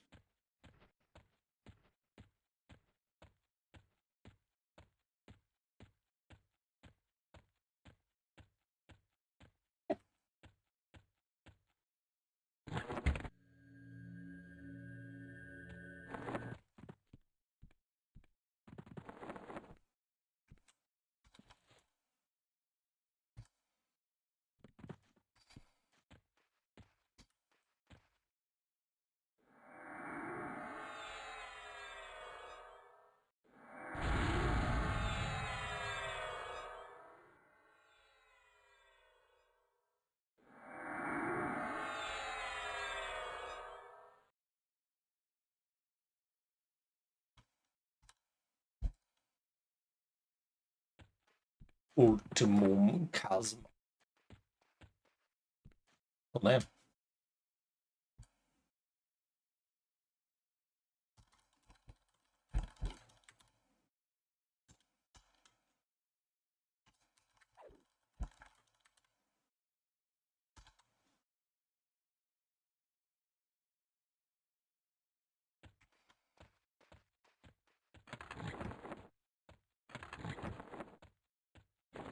Sell up. Sell his junk.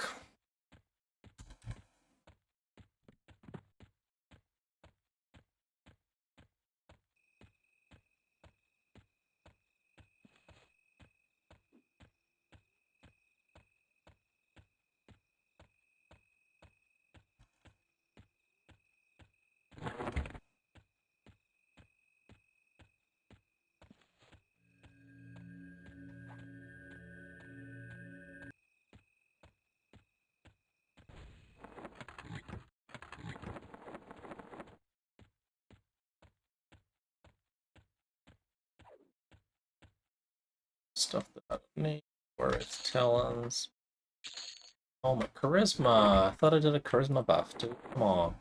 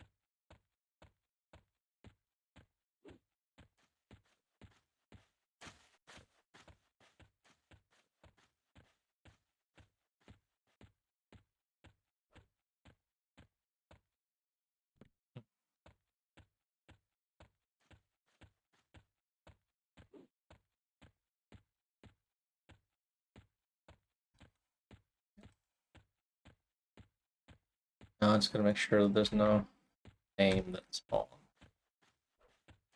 Good. Check. Okay.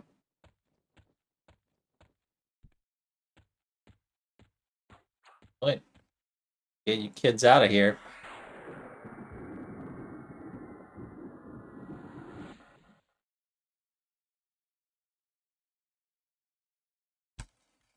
Time to get your kids to bed.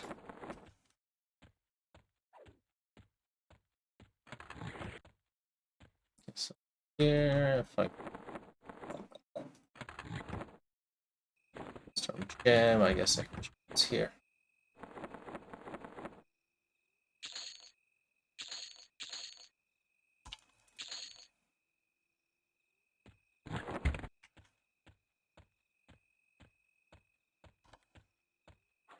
Then we can count.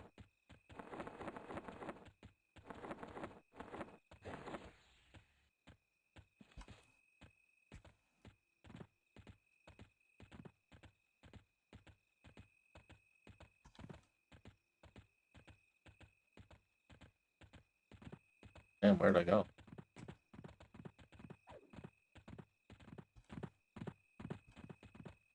You get to POK.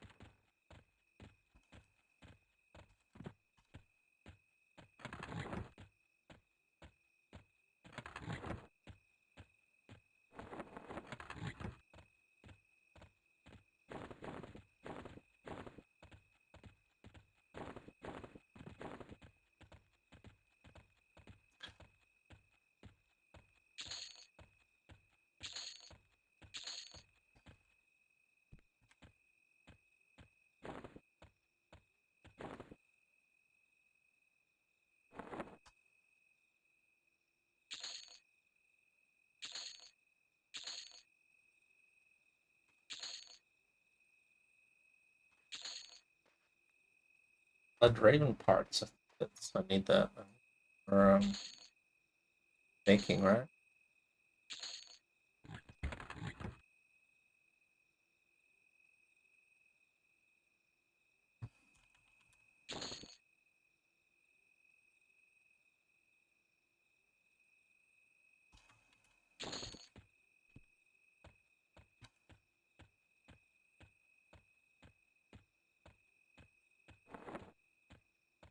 Stock.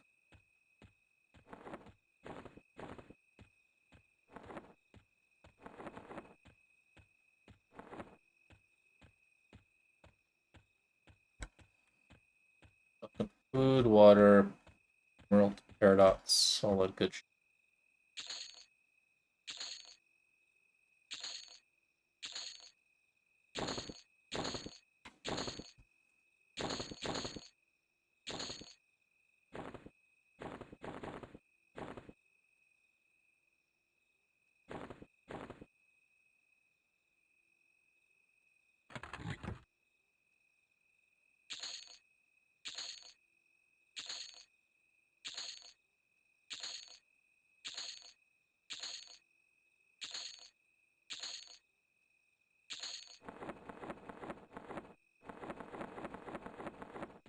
Cool.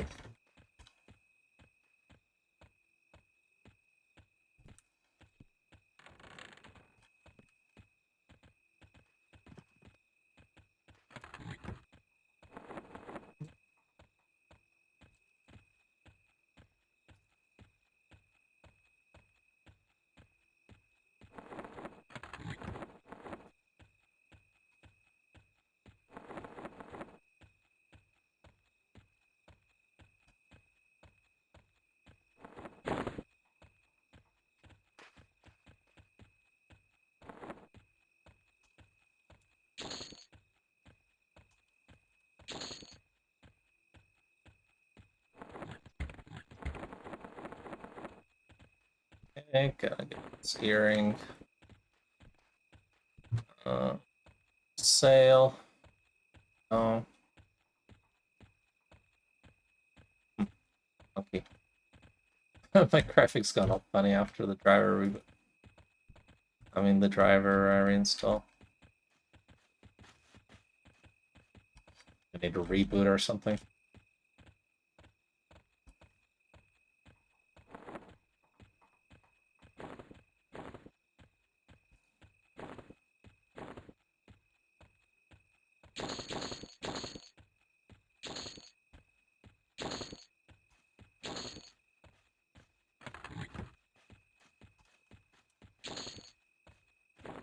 That's bad.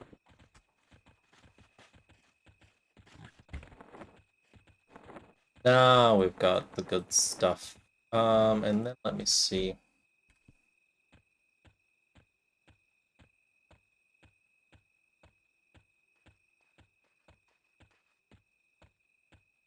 Berries.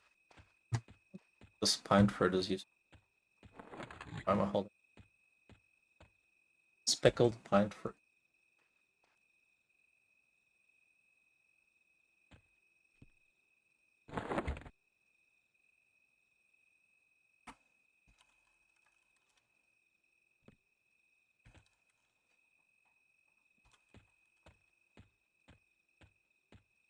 Oh yeah. Emerald leaf greens.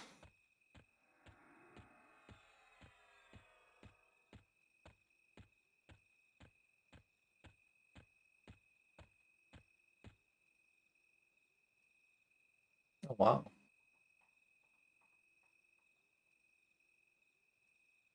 Yeah, nice, nice, not bad, not bad. What a leaf scale. That's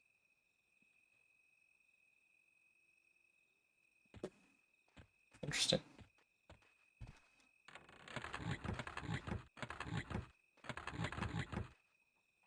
Vegetables. Oh, garbage. Thunderhoof mushroom.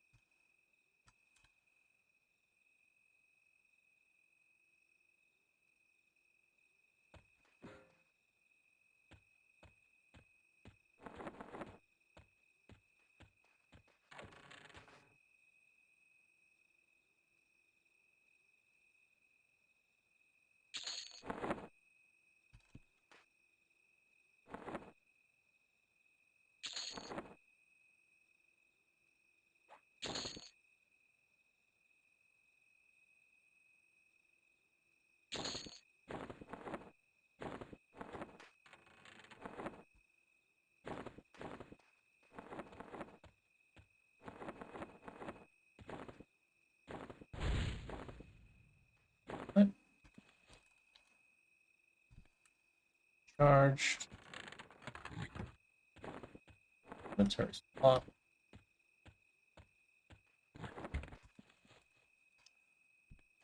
And then gotta do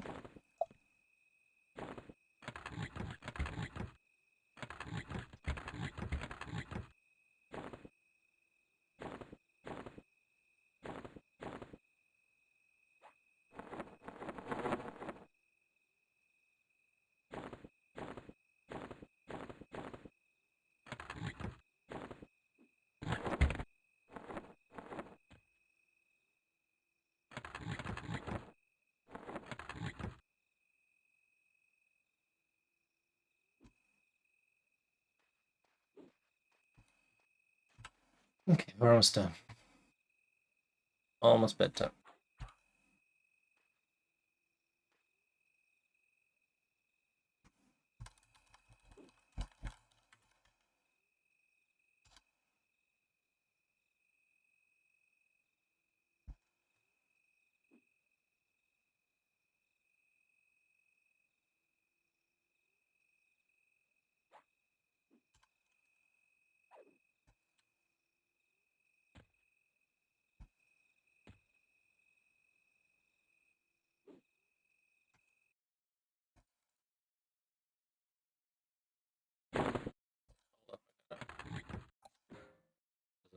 Mule.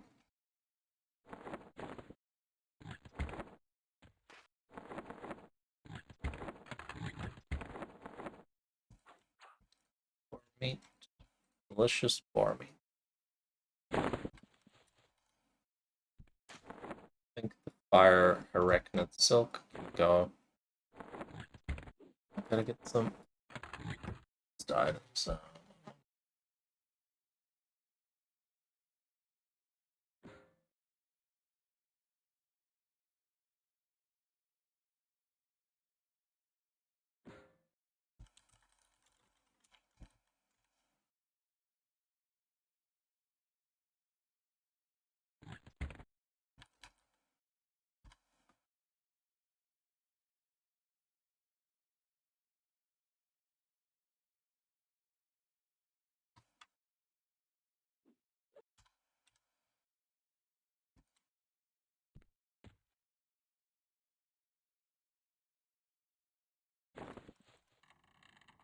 Yeah, up there.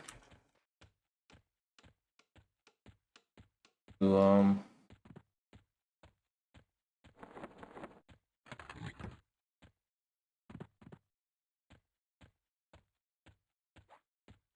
actually, I can move the bank. You also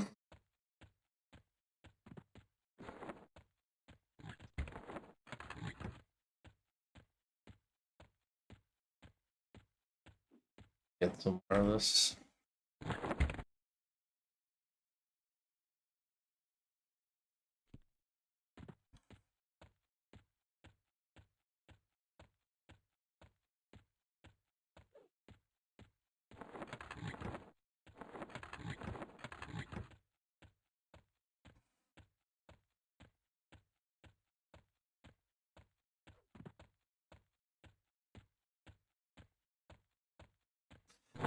This admin after exping takes a little while. Gotta keep your bags tidy so you're ready for another day. Otherwise, you're just end up in a mess of bags and a bunch of crap.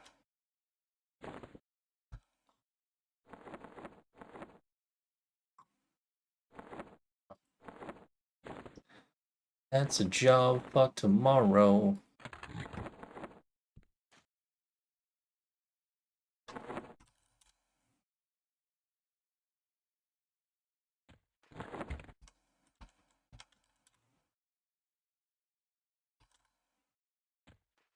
Mentite ban. Oh my god. Ah, look at this. You wanna see some free money hacks?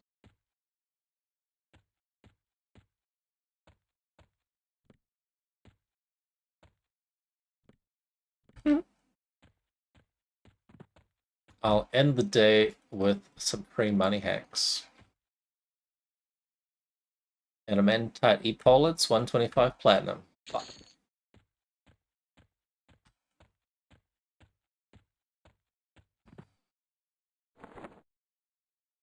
190 platinum. Sell.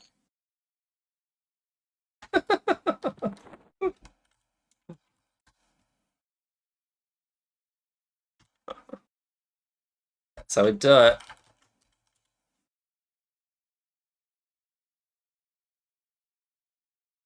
Let's go. Translocate group. Take trade. 150 platinum. Is it?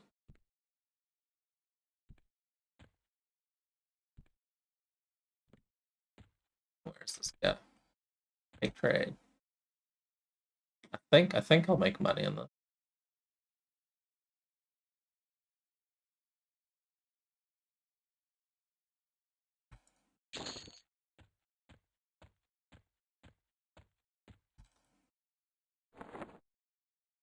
Yeah, 2 plat.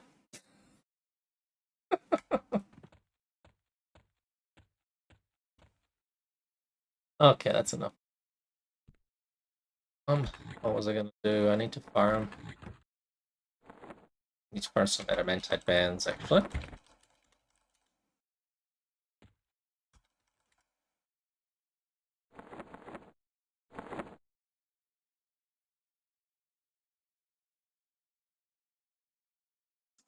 That's a job for tomorrow. Okay, thanks for tuning in, guys.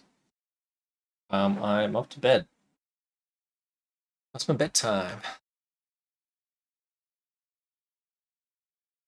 Thanks for tuning in, and I'll see you another time. Toodaloo.